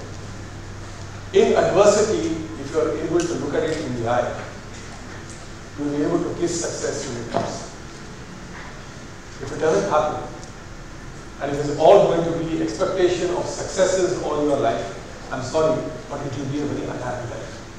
Because after a while, you will not have the pepper with the salt. You'll just be having the salt and thinking that that's what life is all about. Again, as you get into the workforce, some of us believe that life is only about work. Work, work, work, work. 12 hours, 14 hours, 16 hours, 18 hours. I missed my child's parent-teacher meeting. I missed her graduation. I missed her this. I missed her that. I could not attend her engagement ceremony. I could not attend a parent's birthday. Who's to blame? Who's to blame? It's you. It's your life. I don't have hobbies. I don't play a sport. I have no interest. I don't read. Right? It's on you. Life is meant to be led in completeness. Have successful, happy careers, but also have relationships. Also have interests. And thank God for your generation. I admire you generations because you are far more societally conscious than the numbskulls of my generation who ruined the planet the way we have. We have single-handedly, the baby boomers, destroyed this planet. With all the greed, with all the aggrandizement, and with all the standards, leaving it to you guys to try and figure out how to restore this standard. But you at least feel for the community, for the society. You feel for the Gini coefficient that is becoming worse in this country, and where inequality and deprivation has become the order of the day. You feel for it. Do something about it. Join organizations and corporations that do something about it, where they nurture the spirit to contribute to the community, contribute to society, contribute in whatever way. At Destiny we do it. We encourage all our youngsters to participate in our program. Healthy Kids program on nutrition education, go for it. We started a national program now on training street vendors, on food safety. It's a source of income. So many of them need that help. So you want to go and help, you go and help. You can be part of that training program. So I think that involvement in more than work will enrich your lives, will make you far better than what you are. Courage. This is the one element that is in least supply in any world, especially the corporate world. Courage is not counted. So to get to stand up and be counted is difficult.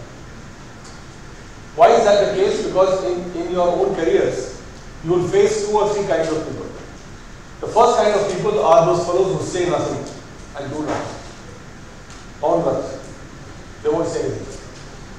They are relatively easy because you know they don't stand for anything. So they will just go along. The second lot of people actually are very useful. These are the naysayers. Anything you tell them, no. It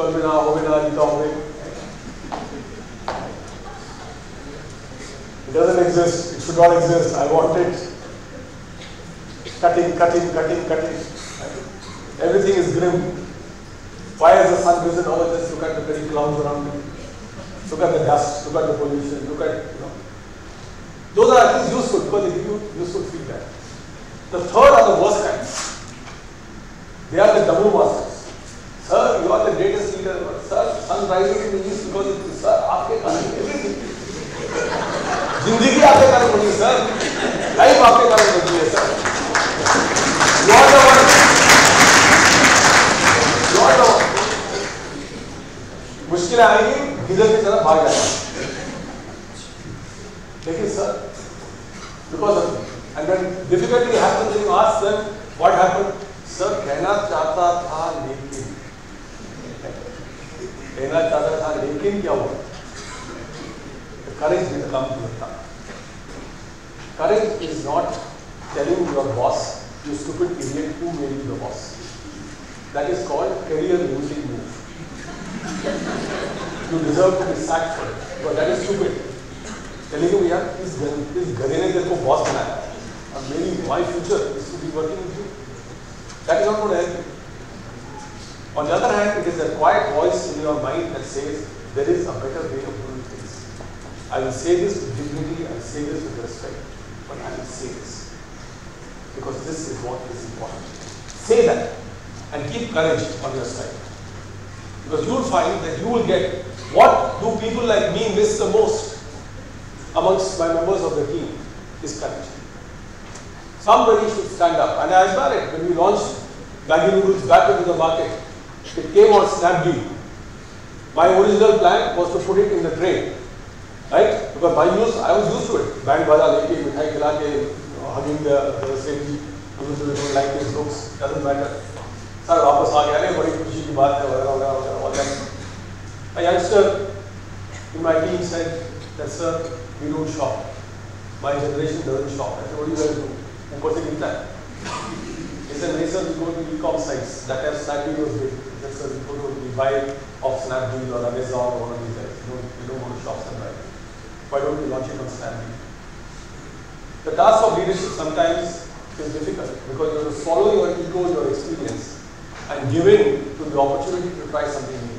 So I said, what is the downside risk? The few tons that we not sell because we get stuck, if it gets stuck. And thank God for this young man and for his courage. Because what we put on Snapdeal had 60,000 boxes sold in less than 5 minutes and 2 million consumers waiting to buy more. The amount of press that we got was equal to 6 months of advertising money that I would have had to spend. And who gave me that idea? A young grandfather. And why did he give me that idea? Because he had the courage. He said, this old fogey, jara ganta nahi hoga, right? Chairman hoga company ka, doesn't matter, I will tell him. He needs to know. Because it's good for the company, it's good for the brand. You need these kind of people. Cultivate it and say it when it matters. And I admire such people because such people are unfortunately only more of these pussycats than those lions in the background. This is controversial.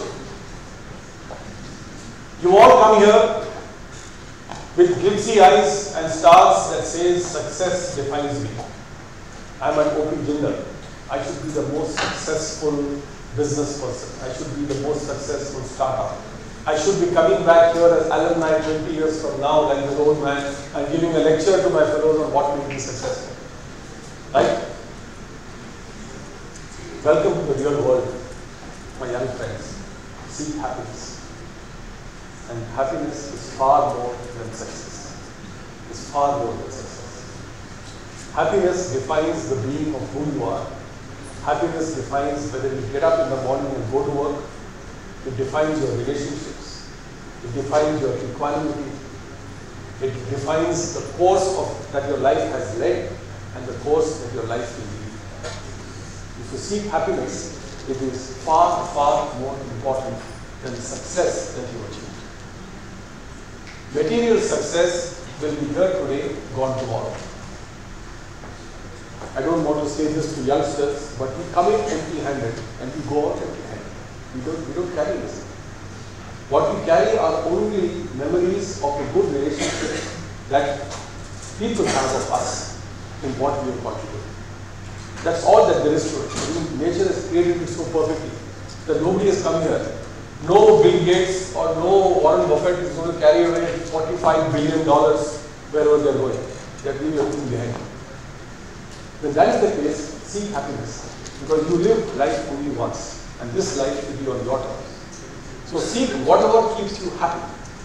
Whatever keeps you content. Whatever keeps you, may not be you don't have to land up being the richest or the most famous or the most celebrated person.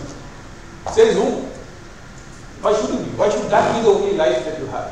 I think there's more to life. Seek that happiness because that will keep you far more happy. The 12 mantras that I just said, raise your hand for everything, especially the difficult things. Don't look at connecting the dots now. Let it happen in the future. All jobs are both routine and exciting. Embrace it. Go beyond, understand, and have a purpose. Question everything. Don't try and please everyone. Ambiguity. Embrace it and make it your friend. Celebrate your difference. Celebrate and enjoy your difference. Work on it and make that be your signature. Nurture the strength of spirit. Come good times, come bad times, come success, come failures. Have hobbies. Have things in life that you look forward to, apart from just working, making money, buying buildings and buying cars. Stand up and be counted. Have the courage to do whatever courage demands or whatever the situation demands. And last but not least, seek happiness in all that you do. Because ultimately, we live only once.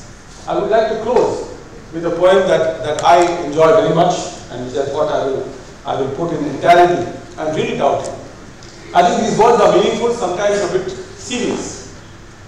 But I think these have for me the essence of what life, living, careers and happiness is all about. It's a poem called Invictus, written by William Ernest Henley.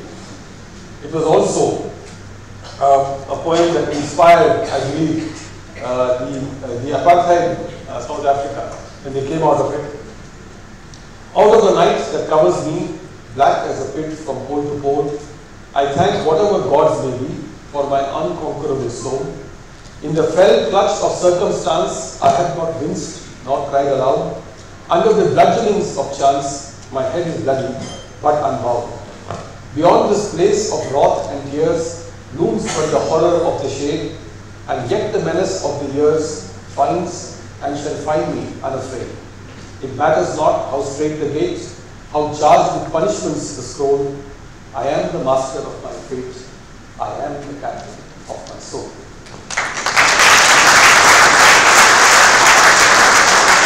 So my young friends, go on, conquer the world. This world is meant to be conquered. This world is yours and mine.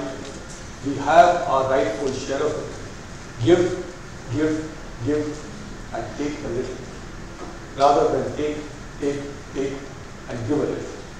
And incidentally, have a lot of fun while doing it. Because life is meant to be fun. Nurture your sense of humor, crack a joke, have a laugh. Laugh when you slip, laugh when you climb.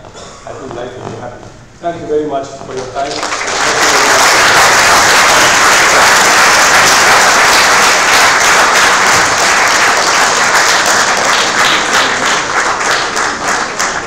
Thank you so much, sir, for those inspirational words. At this moment, I'm reminded of a quote. Your career is not a sprint, it's a marathon. It's basically because of the inherent nature of careers, of how they're long, and everybody, runs their own journey. Like, as rightfully sir has told us through this entire speech. I'm sure all of us young individuals are going to remember this talk and these 12 career mantras once we start our own marathons of career.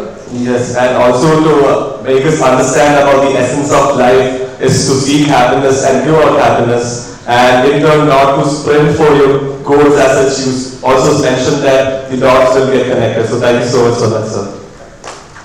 With that, the discussion is now open to the audience. Our volunteers will be going around for questions. So, yeah. My name is Kiran. I am a fourth year student of the integrated BBMBA program at General Global Business School. So my question consists of two parts. The first part being, we have read in our books about the steps to building brand equity. And Maggi as a brand has attained the pinnacle. It resonates with people.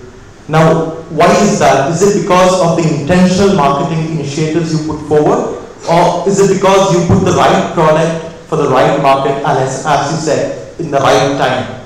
The second question is, once a crisis happened, what were the thought process which was happening in top level management? What were the decisions you took? What were the shots you called, and what were the risks you took? Very good question. We'll have to call you once again at Jingle to come and talk about it, but I'll give you a short answer. Firstly, I think on Maggi the brand, ironically, it was a product that was not the right product at the right time in the right market, because 35 years ago, nobody had even heard of noodles, the way noodles are eaten today. It was an alien concept. In the country of parathas and rotis and luchis, right? It was not something that was what the consumer at that stage was looking for. It was more inside around mothers, and especially mothers who had school kids who used to come back from school. And the task of the mother was to give something to the child, because the child was ravenously hungry. Those are not the days when you have big tuck shops and other things in the school. The kids came back home. And here was a convenient stand that kids could eat. That's how it started. Why did it work the way it worked? And incidentally, for the first 10 years, the brand made a loss. So don't think that we hit upon gold or a jackpot from day one. It wasn't the case. We worked on it. Why do I believe that it has worked? It's worked because there is something of Maggi for everyone. The way you eat your Maggi is different from the way your friend eats Maggi. When you look at outlets and the way in which Maggi is prepared, like Delhi University has an outlet called Tom Uncle. Tom Uncle sells 46 varieties of Maggi. I was recently last week in Chennai, and there's an outlet called Maggi Wala. Maggi Wala's only recipe is on Maggi. Maggi pakoras, Maggi this, Maggi that, the whole works on Maggi. So I think what's happened is it has become a food that everyone associates in their own manner, and it has very happy memories of the brand. When the whole crisis happened, I quote this quite often, it's an interesting story. I had a young marketer from Bombay, she came to see me, and she said, "No, sir, I want to write short stories on Maggi." And that was the time the product was banned. So I said, "You want to write short stories on 2-minute noodle?" He said, what do you mean 2-minute noodle? I said, yeah, Maggi 2-minute noodle, that's what we call it in the company, it's Maggi M2MN, that's what it's called. She said, you mean, I want to make a pot Maggi? So I said, no, yeah, it's a 2-minute noodle. She said, sir, you haven't even got the essence of Maggi. Maggi was the food that my mom gave when I came back from school. Maggi was the food that I had when I went on picnics. Maggi was the food that was consumed by me and my young boyfriend on our first date. Maggi was the food which he gave me when he proposed. We got married and we went on the honeymoon, the food sucked in the place and we ate Maggi. And now you are telling me that Maggi is a 2-minute noodle.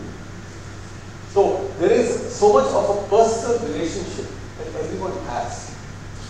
The reason why young people and not so young people came up to me when Maggi was reintroduced back and thanked me, I genuinely felt was because of the love for the brand. They just, it's like having your favorite uncle around or your favorite pillow or your favorite whatever. You just like to have it around. I mean, it should be there. If it's there, it gives you a certain sense of belonging. And that's why the brand, when it came back, which was untouched, unblemished, it was exactly the way in which it was and it always has ever been. It came back to leadership in less than 3 months, thanks to all of you. So a round of applause for each one of you for making that happen. It's your luck. So nothing to do with me. When people say credit to you, bringing Maggi back, you guys decided that Maggi sucks, I don't want to have it. That's it. I can do anything that I want to. So I think it resonates that. On the decisions, I think there were various decisions that were taken. But I think what's important, and that's there in the presentation that I shared with you, the organization has a purpose and the organization has values. For us, the value of dignity and respect is extremely important. Extremely important. We believe, and maybe this is a idealistic view of the world, that we want to treat. I'm not saying that everybody does it. There will obviously be in every organization a few people who may think otherwise. But we believe that treating relationships with trust, with dignity, with respect, with diligence, and with longevity is at the core of this company. In the worst crisis that we faced, there was not one court case that any supplier, any distributor, any employee past or present, any industrial relations issue, any shareholder had against this company. Not one.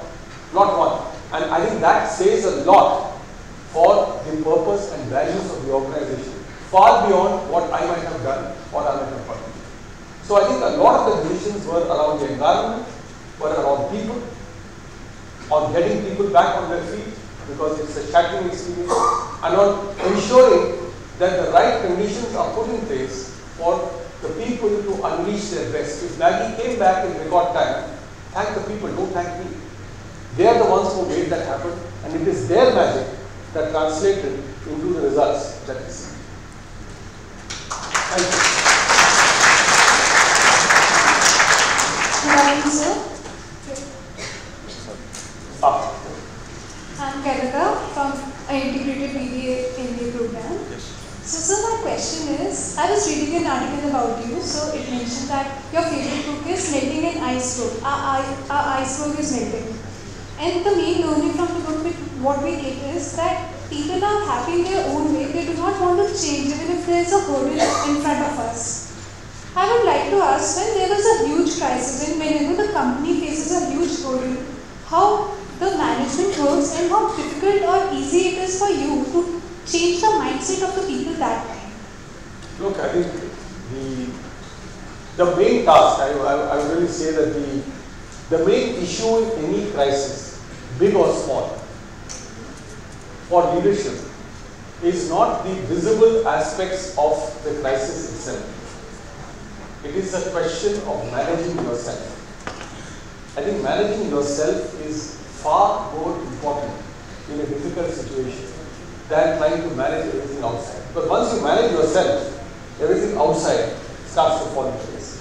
So, for me, the learning experience in all that happened to us was, how do I keep myself motivated, positive, with the right attitude, with the right spirit, with the right set of words, the right set of interventions, that my people do not feel shattered. The only task of leadership is to give hope.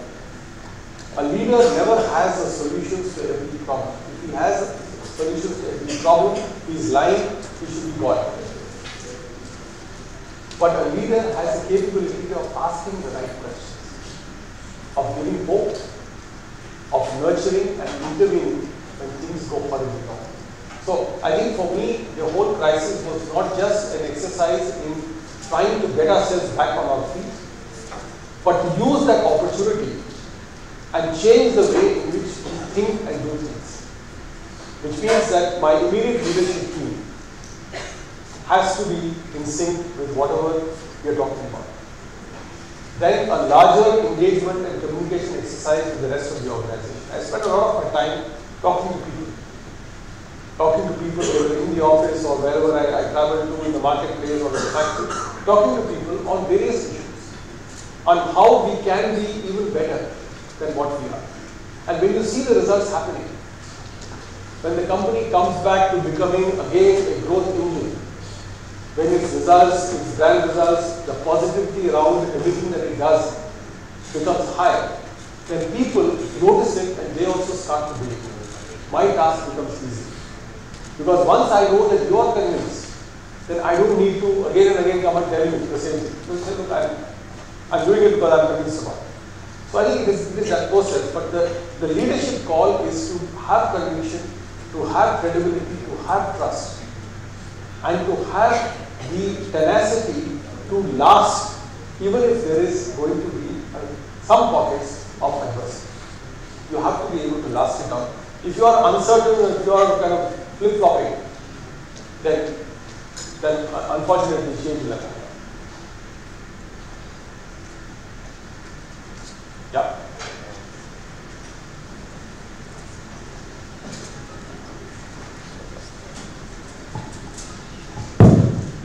Good afternoon, sir. Yeah. So myself, Vijay. I'm a second year MBA student from JGU Global Business School. So Nestle has been doing really good since a long time. But if you would see the different categories Nestle in, you see a lot of new players coming in. As in, like Britannia is coming into confectionaries after acquiring Finity. Or if you would see Tata Global Beverages coming into beverages as a competitor to Nestle, we have Fruski right now. So in the event of all these new players coming in, is Nestle trying to come in with their famous PPP strategy, the popular product strategy? So are they going to do it to some other product, or are we going to see a new diversification in Nestle? Well, I think the reactions of organizations, I believe, are best suited when they are in sync and married to the overall consumer trends in the marketplace. My reaction is not to somebody launching X, Y, Z brand, but to look at the larger context of where is the consumer journey. If you look at in India, I think the consumer journey for consumer goods is pretty exciting. Today you have got people who are consuming at the very top end, ones who are very well-traveled, they know the best in the world and they ask for the best in the world and they get the best in the world.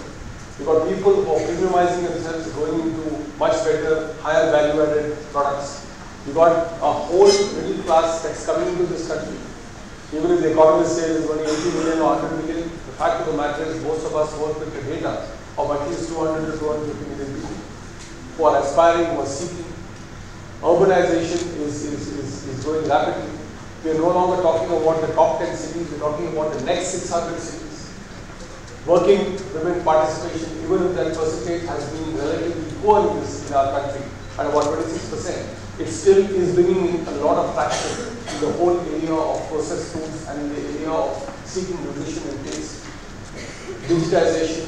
Numerous such things are happening which encourages companies like ours. And I don't say this boastfully, but Nestle is the world's biggest consumer goods company. Not just the world's biggest food company, it's the world's biggest consumer goods company. It is roughly 50% bigger than Unilever. It's equivalent to Pepsi and Kraft put together as a company. So it's a large company with a pure play in food, beverages and nutrition. You do nothing else. If you're a dog, cat or human being, we have something for you. Right? So you will see a lot more of innovation. You might see also increase into new categories. Because all this is the opportunity that we see in the market. So, I do not, and I've said this quite openly, I love competition because competition helps people to recalibrate the products that they are consuming. It helps me to recalibrate myself. And I think that's the opportunity of competition. At the same time, I think the pie is big for everybody. It's not, the penetration of most of our brands is relatively small. So we still have miles to go before we can say that this country is well and truly only a single brand or a single category. Yeah.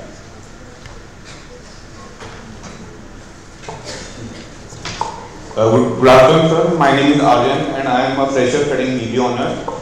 First of all, it is an honor being here to witness your talk live, and I would like to thank you from behalf of everyone present here for being among us. My first question is, do you think diversification in Nestle being harmful for the company? Like years ago when Maggi got banned, many products like soup, Maggi sauce got affected because of it. And my second question is, you being a managing director of Nestle, what was your mantra to motivate employees to work during the Maggi crisis?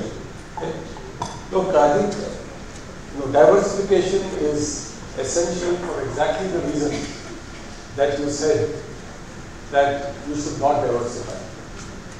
If you don't diversify, any hit in any part of the portfolio can have a disastrous impact on the entire organization. And you're right, when Maggi noodles got affected, a lot of the other products of the company also got affected. So how does a company, what is it up? How does a company combat the stock? It's by having 4, 5, 6 different categories that power ahead even if one of them gets affected. So diversification is more to do with the consumer journey and more to do with what you can offer. Coming to the second part, I think the fundamental issue in the whole Maggi crisis, firstly, I came back very happy. I was a person who was very happy coming back to the team that I love, because this team is the one that has given me whatever recognition and whatever status and whatever honor I have within the Nestle. So this was an opportunity for me to come back and help the team, which is a fine team, in difficult circumstances.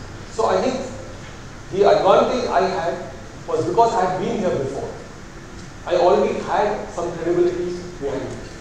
So nobody was coming and asking them, who's this one? I mean, I was known. I was respected, well regarded. People feared me for whatever, they didn't fear me for whatever.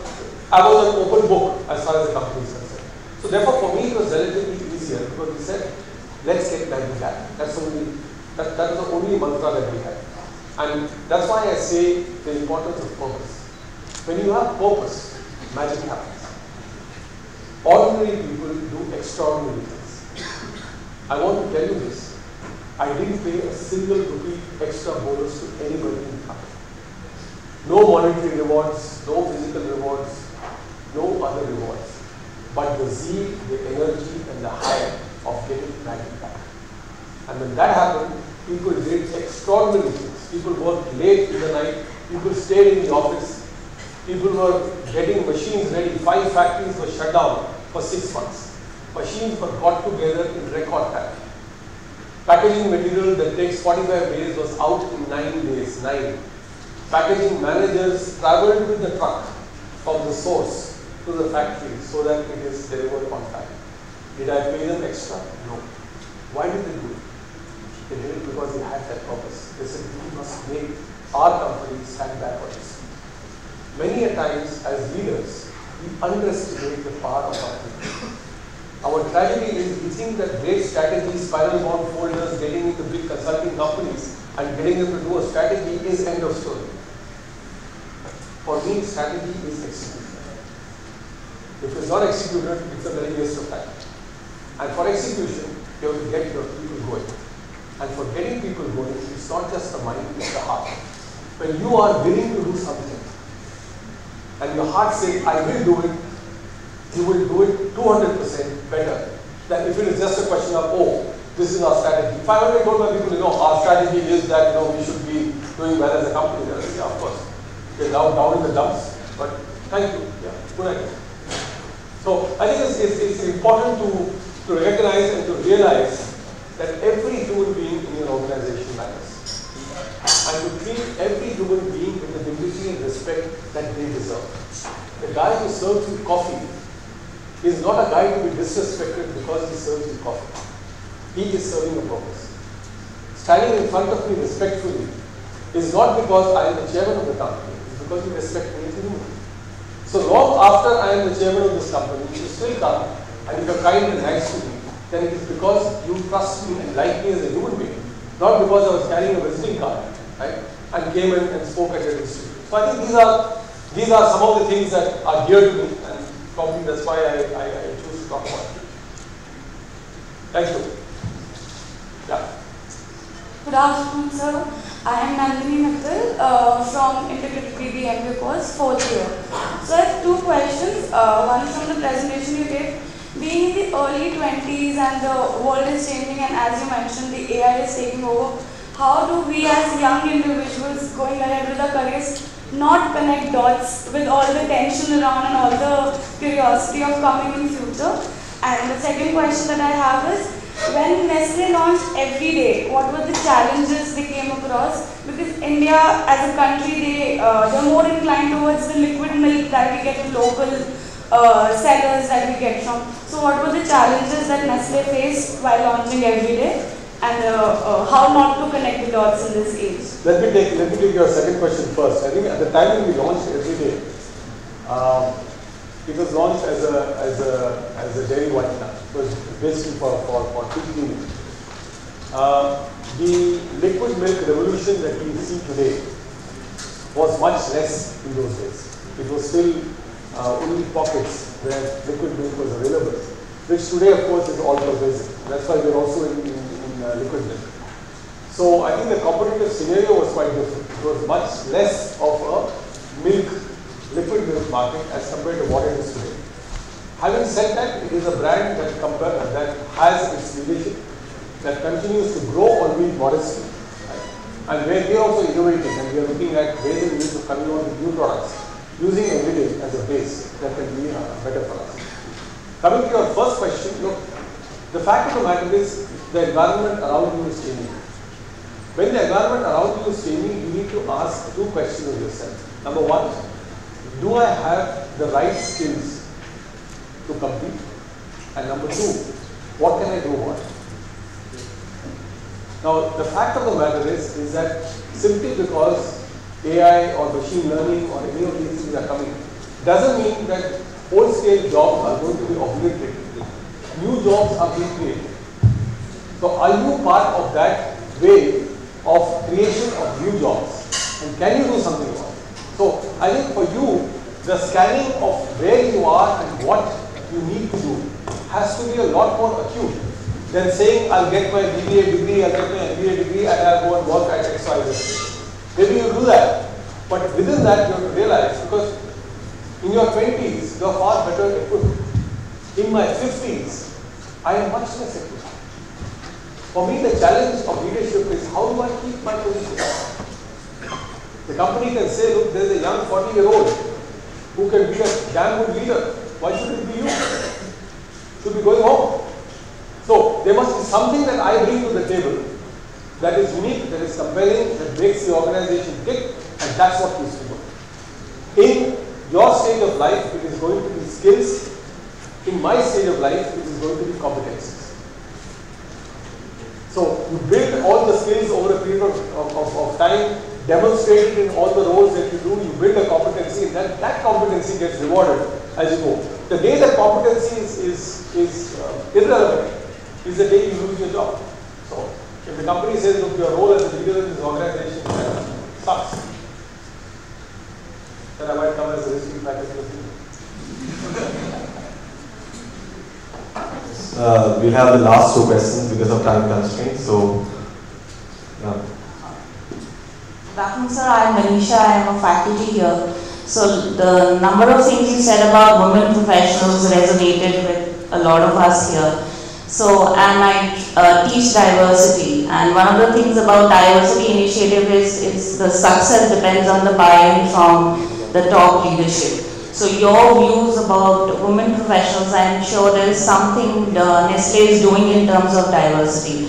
And some advice you'd like to give us that how to stop pleasing everyone and increase our confidence. Sure. Look, I think you're absolutely right. Any initiative on diversity starts with the leadership of the organization and what they think about it. Look, for me, I mean, I bring a lot. I bring a lot of my own personal experience.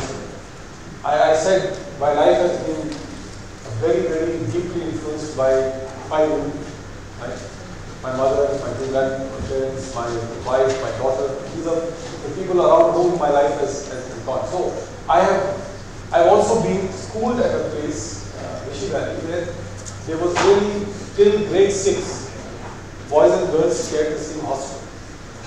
So the concept of a girlfriend never struck me because they're all like, they're around you, right? So you treated them as an equal. They just happened to wear skirts and you were wearing shorts. That's it. But otherwise, it was the same. So I think there was a healthy appreciation and admiration of the fact that these girls could do so much in whatever they did. And also, I honestly think, and I encourage diversity initiatives, not because of emotive issues. I keep saying this. You're not doing a bloody favor, right, to get a woman into a job with a pang of guilt, saying, oh, I feel bad about it. No, she's bright, she's good, she's competent. Look at the number of graduates coming out of universities, women outside. Our own recruitment in technical, in engineering, last year, 60% women, 40% men. Right? Today, management trainees, at least half, minimum. I don't even have to put a quota to it, that's how it comes. So, I think the important issue is to, and in my company, let me say, be very clear about it, 70 to 80% of the brand decisions for my brands are taken by women. So, for me, women are a very, very important part of my organization. Right? So, I think it's an essential part. Therefore, you have to create the right infrastructure for it. So, we have enabling devices and infrastructure. We have the cultural mindset for it. In my organization, sexual harassment is taken very, very, very seriously. You can be the highest flyer. If there is one charge established against you, your out is come. The door is wide open, and they say, thank you very much, find yourself a job. Nobody is pardoned for it, however high or however mighty or however important they may be in the organization. So I think these are important tenets of how we work. I'm delighted to say that I think the contribution that's being done by women in Nestle is proving itself to be a virtuous circle of getting more women into the organization. Because they are successful, they do well, and then it goes on. We are also trying to, one of the issues that I think we are learning to manage better as we go along is the lateral entries that happen after women take career breaks for whatever family reasons. Getting them back into meaningful roles and getting them back into better roles than what they were doing is the area that we are now working on. To see that no woman professional suffers because she's out of circulation for maybe a year or 2 years because she's having a child, or because there is a parent to be taken care of, or whatever maybe the reasons for that. So I think that is also being addressed quite squarely. So there are different initiatives that clearly are in place. I strongly believe that the day you start treating diversity as a CSR initiative, it is going to be the death of diversity. So I keep encouraging, I said, this is the economic reality. 50% of this planet are women. You don't have to be McKinsey to do arithmetic to say you can add $12 trillion and $24 trillion. The fact of the matter is that India's GDP can grow by at least 2-3% more by just having more women coming in. And what is our shame? 10 years back we were 33, now we are 26. In terms of female workforce participation. So where are we heading? Where are we heading? So I think these are serious concerns. I welcome women in my organization. I'm always delighted. And the point that I pointed out on your preparedness versus confidence. comes out every single time. Something just stops you. Because you know, as women, you are wired towards perfection. I think you want everything to be kind of ticked. You know, nothing should be wrong. Whereas men tend to be kind of average first. So, you know, you get 4 out of 5 are like just go ahead and do it. So I think that's where leadership is also important. And nurturing an environment in a company that is more conducive for each one to contribute their best. When we have a very macho dog-eat-dog culture, unfortunately women will tend to suffer. Because men will just run ahead and prove a point.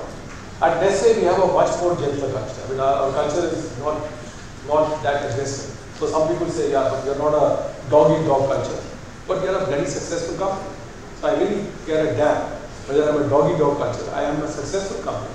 I continue to be successful by the decency, by the respect, by the dignity, and by the family spirit that I have in my company. So thank you very much. I'm delighted with what I do.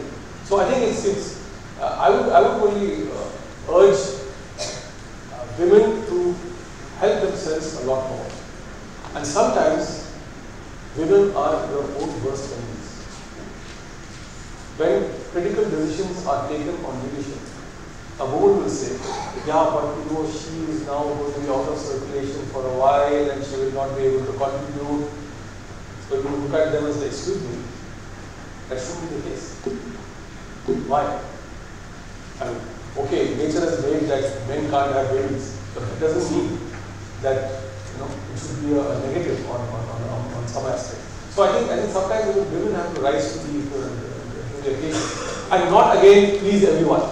Because the pleasing one to the boss would be, yeah, the woman herself says that a woman is not suitable, so I can't do diversity. Unless the woman stands up and says, sorry, but I think there is a good woman, she should be given a chance. Let's find, we've had cases. Some of our very senior leaders have worked part-time for quite a few years. Quite a few years. When you're bringing up their child. And the company allowed it. They said, fine, okay, do it. You're good, you're valuable, we need you. Do it. You come for 2 hours a day, 1 hour a day, 3 hours a day, work out of home, or a senior management level position, reporting to me. So it's not a junior level function. It's a senior job in the organization. So if organizations and leaderships are committed to it, you don't need all these fancy diversity councils and members and various other things. You don't need lean in and lean out if you've got basic brains and basic common sense in place. The problem is again difficult to find. So we have one last question, so it will be a good question. So, sir. Hello, Suresh. I'm JP Dabral. I'm from the Himalayan Chipko Foundation. I'll give a brief introduction about myself. I studied, next to you in FMS. Okay. And I work with DCM, Hindustan Levers, and ITC. When I was in Levers, I was sent to Shortage Limited. I was a product manager over there. Prem Prakash Mehta, and I was sent over there. I worked for around about 11-12 years in the corporate world. And then I decided that I want to do something that I've always wanted to do. And I went to the Himalayas, bought a motorcycle, traveled 20,000 kilometers in the Himalayas for 2 years. And then I was starting export-oriented mushroom unit and a Angora rabbitry unit over there. But when I was running the pilot projects, I realized that there was something much more basic which the Himalayas needed. So I started working towards empowerment of people, and I have formed the Mahila Mangal Dals in 85 villages in Tehri Garhwal. Now that was where my core strength eventually became. There was the Tehri Dam was being built in that area, and many trees were being felled for that. And one day I received a phone call from one of the Mahila Mangal Dals who said trees are being cut, so please come and have a look at it. So I took that very lightly because trees are being cut everywhere in the Himalayas and I can't be policing the entire Himalayas. But then after 2 days I got another call from that lady. She was the head of a Mahila Mangal Dal. And she said, 150 truck लकड़ी कल रात को यहाँ से गई है और करीब 100 ट्रक की लकड़ी अभी भी पड़ी हुई है. So I went over there the next day, early morning at 5 o'clock, I took my motorcycle, went up the hill, and saw what was happening over there. Realized, you know, a strip of around about 100 meters width was being cut to the most dense part of the forest. And I was quite disturbed. I said, "Ye itna zyada kyun kaat rahe?" Eventually, I came to know that the transmission line is being built. And I said, still, this is exorbitant, the way you're cutting it. And there was a time when the entire, you know, Chipko movement which was there in that particular area. So people were very aware about the importance of environment. They all joined me. But then as the system works, all these people were weaned away. The Gram Pradhans were given contracts by the Power Grid Corporation and other agencies. They were all weaned away and they said, you know, Vikas ke karya mein badha dal raha hai ye aadmi. And then eventually I fought the case. You know, I said, okay, I'm going to fight this. I came to Delhi, studied about international transmission line systems, and I was convinced whatever my belief was, that was the right thing. So I fought the entire system, went to the Supreme Court. Eventually I was able to save 85% of the trees. And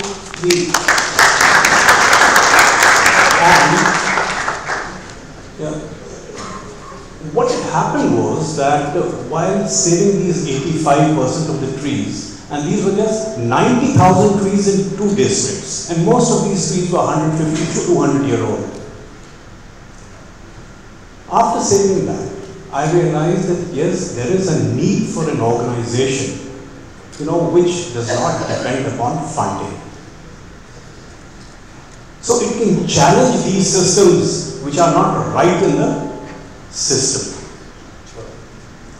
Now, I formed the Himalayan Chipko Foundation at that time because when I was working, I had asked Sundarlal Bhavna that this transmission line PIL, I want to file in your name. Because he was a big name. He is a big name.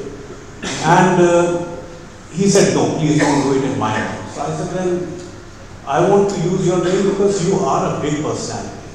He said, nahi, mera naam istemal karo. So I fought it myself and eventually this happened. After that, I fought for against the timber mafia in Uttarakhand and various things. Today, I am, you know, I go to IIT for the last 15, 20 years now, and I also teach over there as a visiting faculty. I have a particular question for you. You know, I like the spirit, go conquer the world, because I have been doing that. When I was all alone, I fought the system. But then, you know, I come from an age which is very different. If you are ancient history, I'm probably from the dinosaur age. Not very different. Okay. See, today's world, I find, you know, a number of people, the youngsters, they have this concept of space. Comfort zone. I've never lived in a comfort zone. I've never lived in, you know, my space. How do we take this challenge forward? And how do we imbibe, you know, this confidence in them that when you are going and conquering the world, you know, there would be times when it's not going to be fun. And how do you live up to that challenge? Well, just to firstly, congratulations on you kind of exemplify many of the learnings that I try to share with students today, but in a very different context. And I think you've established the idiom that you pursued happiness rather than just success in a very material way. So I think that's your life lesson in what can be done and what can be achieved. Because you are, despite whatever might be the setbacks, you're still very happy with whatever you achieve and whatever you got. For me, the way I think through this, probably 2 or 3 things that we can do to help the young people. Number 1 is to be realistic in our expectations. Some of our problems is that, as I mentioned, we try and live our own dreams to our children. And we try and put up expectations of them that sometimes are very unrealistic. If you have got a child who is very interested in your kind of movement, and you want him to be a damn good MBA, right? Working in a multinational corporation or doing his own startup, and be successful at it, and he is driven like you were driven, then just as your father might have had an expectation saying, fine, I'm okay with my son doing this, I think we need to also have the space to tell our children, do what you enjoy and do that well. But do what you enjoy, do that well, and don't regret afterwards saying, oh my God, I did this and I could have done something else. So number one is calibrate the expectations. Number two, I think we are ourselves sometimes to blame for the way in which we bring up our children. I'm not saying that the Facebook generation is a bad generation. Unfortunately, Facebook is all about Facebook likes, right? Your life is about likes, face-to-face dislike, no problem, but Facebook likes is determining what your life's all about. So for me, I think taking a few hard knocks, getting the kids involved in a few things that is outside of their comfort zone, whether it is in academic institutions like this, or in schools, or in organizations, is an important part. We don't do it because we are scared. And I can say that your and my generation, we are scared to get our kids to try anything which our parents had said, okay, fine, you go up to a mountain, you fall, you break a bone, that is fine. Our dad said, go and fix it. That's it. Now we agonize over it. How can it happen? Where should it happen? Be careful of this, be careful. That's the second bit of it. And the third thing I think is really, I think, so long as our society continues to measure success in terms of material achievements, you are going to be distressing people to seek happiness. If my son is very good and wants to be a school teacher, today you and I will tell, sorry, don't be a school teacher, the whole world will tell you, Suresh ka beta jo hai, school teacher. But he may enjoy doing exactly that and contributing to it. So I think if we are able to do 2-3 of these things to help our children, that can be itself a huge contribution. But I know that it is easier said than done. Many times we don't accept it, we don't want it. Some of our kids are conformists, we are happy, that's what they want to be, they do it. But if they were not to be that way, and they were to be different, few of us have got the courage to say, go seek your dreams. Most of us have that tendency to say, sorry, but you go and do a BBA in general because that's important. And don't go and do this fine arts because this is not going to get you. I think that's unfortunately the tragedy in which we are in. But no easy answers is all I can say. Thank you, sir. I think that was an insightful discussion round. We will now Professor Pandra to join our studios for the official inauguration of the Jindal Social Enterprise Network. Professor Tasin Taluja, could you also please join the guests on stage?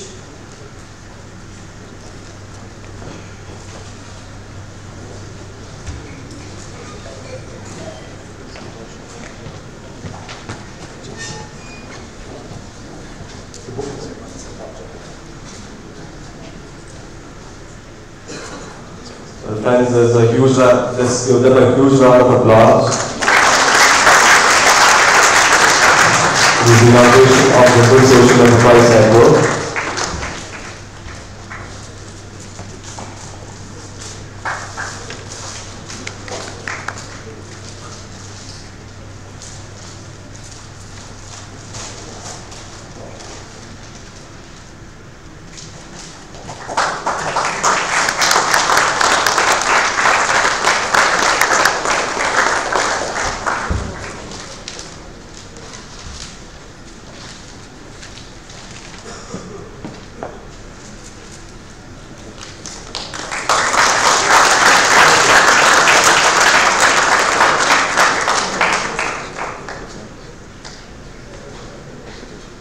I request Professor Dr. Tapan Pandra to felicitate our chief guest.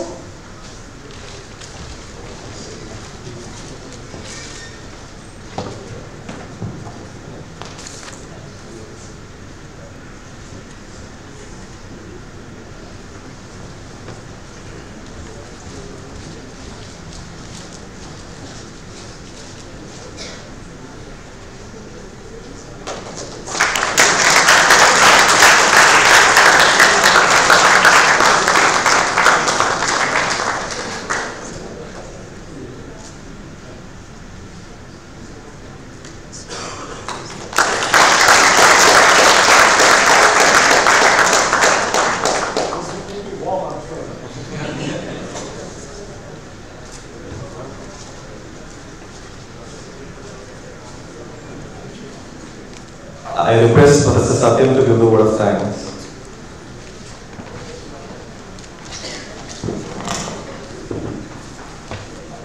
Thank you so much, sir, for coming on a Saturday and inspiring all of us. First of all, I'd like to tell all the students that you have listened lots of words of wisdom, but how you are going to execute. You have heard him, but it is important to execute and take away, implement those points in your lives. So when you go back, maybe later tonight, write a page on it, what you have heard today. And no, that's important.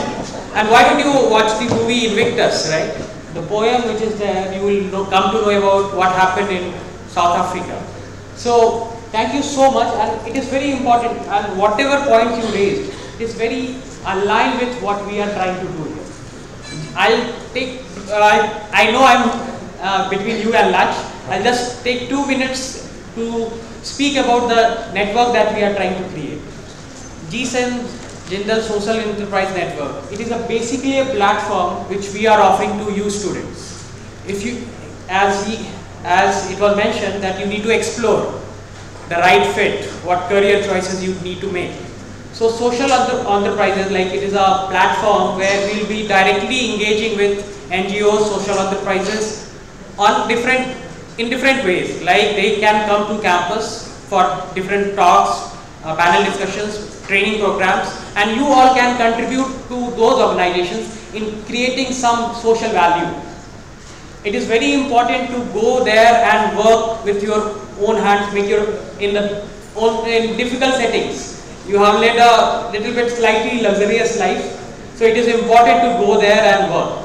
So thank you so much, sir, and I would like to thank all of you for coming on a Saturday and hearing. So it is difficult, I understand wasting on Saturday, but I am pretty sure that you learned a lot.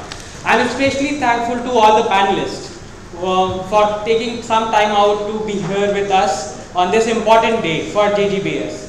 I am thankful to all the faculty members. I am also thankful to CDPD team, JGBS executive team, and I am also thankful to all the members of organizing team, like all the students without whom I think this event would not have been successful.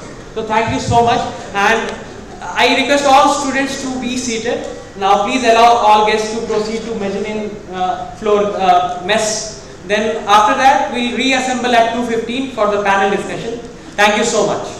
Please be seated, all the students. I request faculty members to join for the photograph.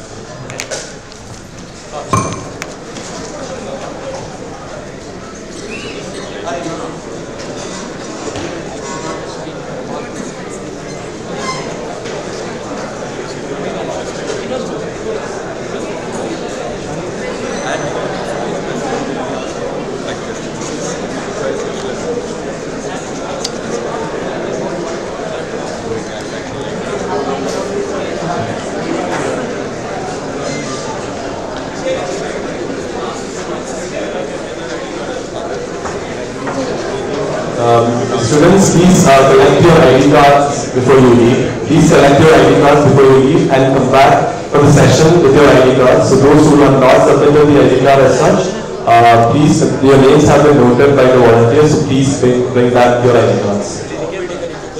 If you don't bring back the ID cards, then you won't be taken into consideration for attendance. Word from the volunteers. And thank you for being a very patient and a wonderful audience. Thank you so much.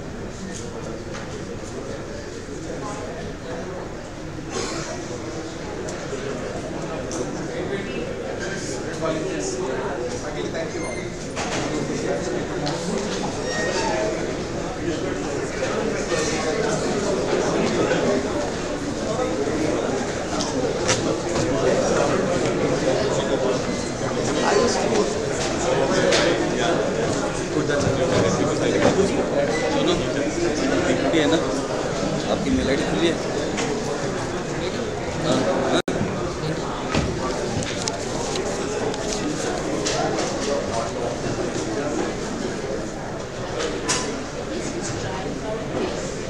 अरे कहाँ खुला था ये वाला, वापस on करना है इसको। Where is the lunch here? Where is the lunch? Measuring for sir, the mass wala. That's one? I think that one, sir. Third? Yeah, that day we went, na? Okay, T3. Last time. Okay.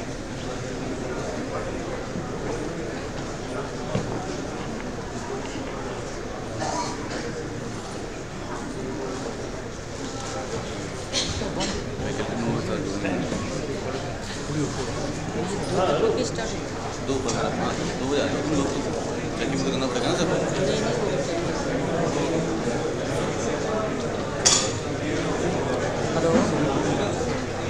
Hello, PPT भी sir ने present की है, mail कर दूँगी हमें। Sir मैं इसमें देख चुका हूँ।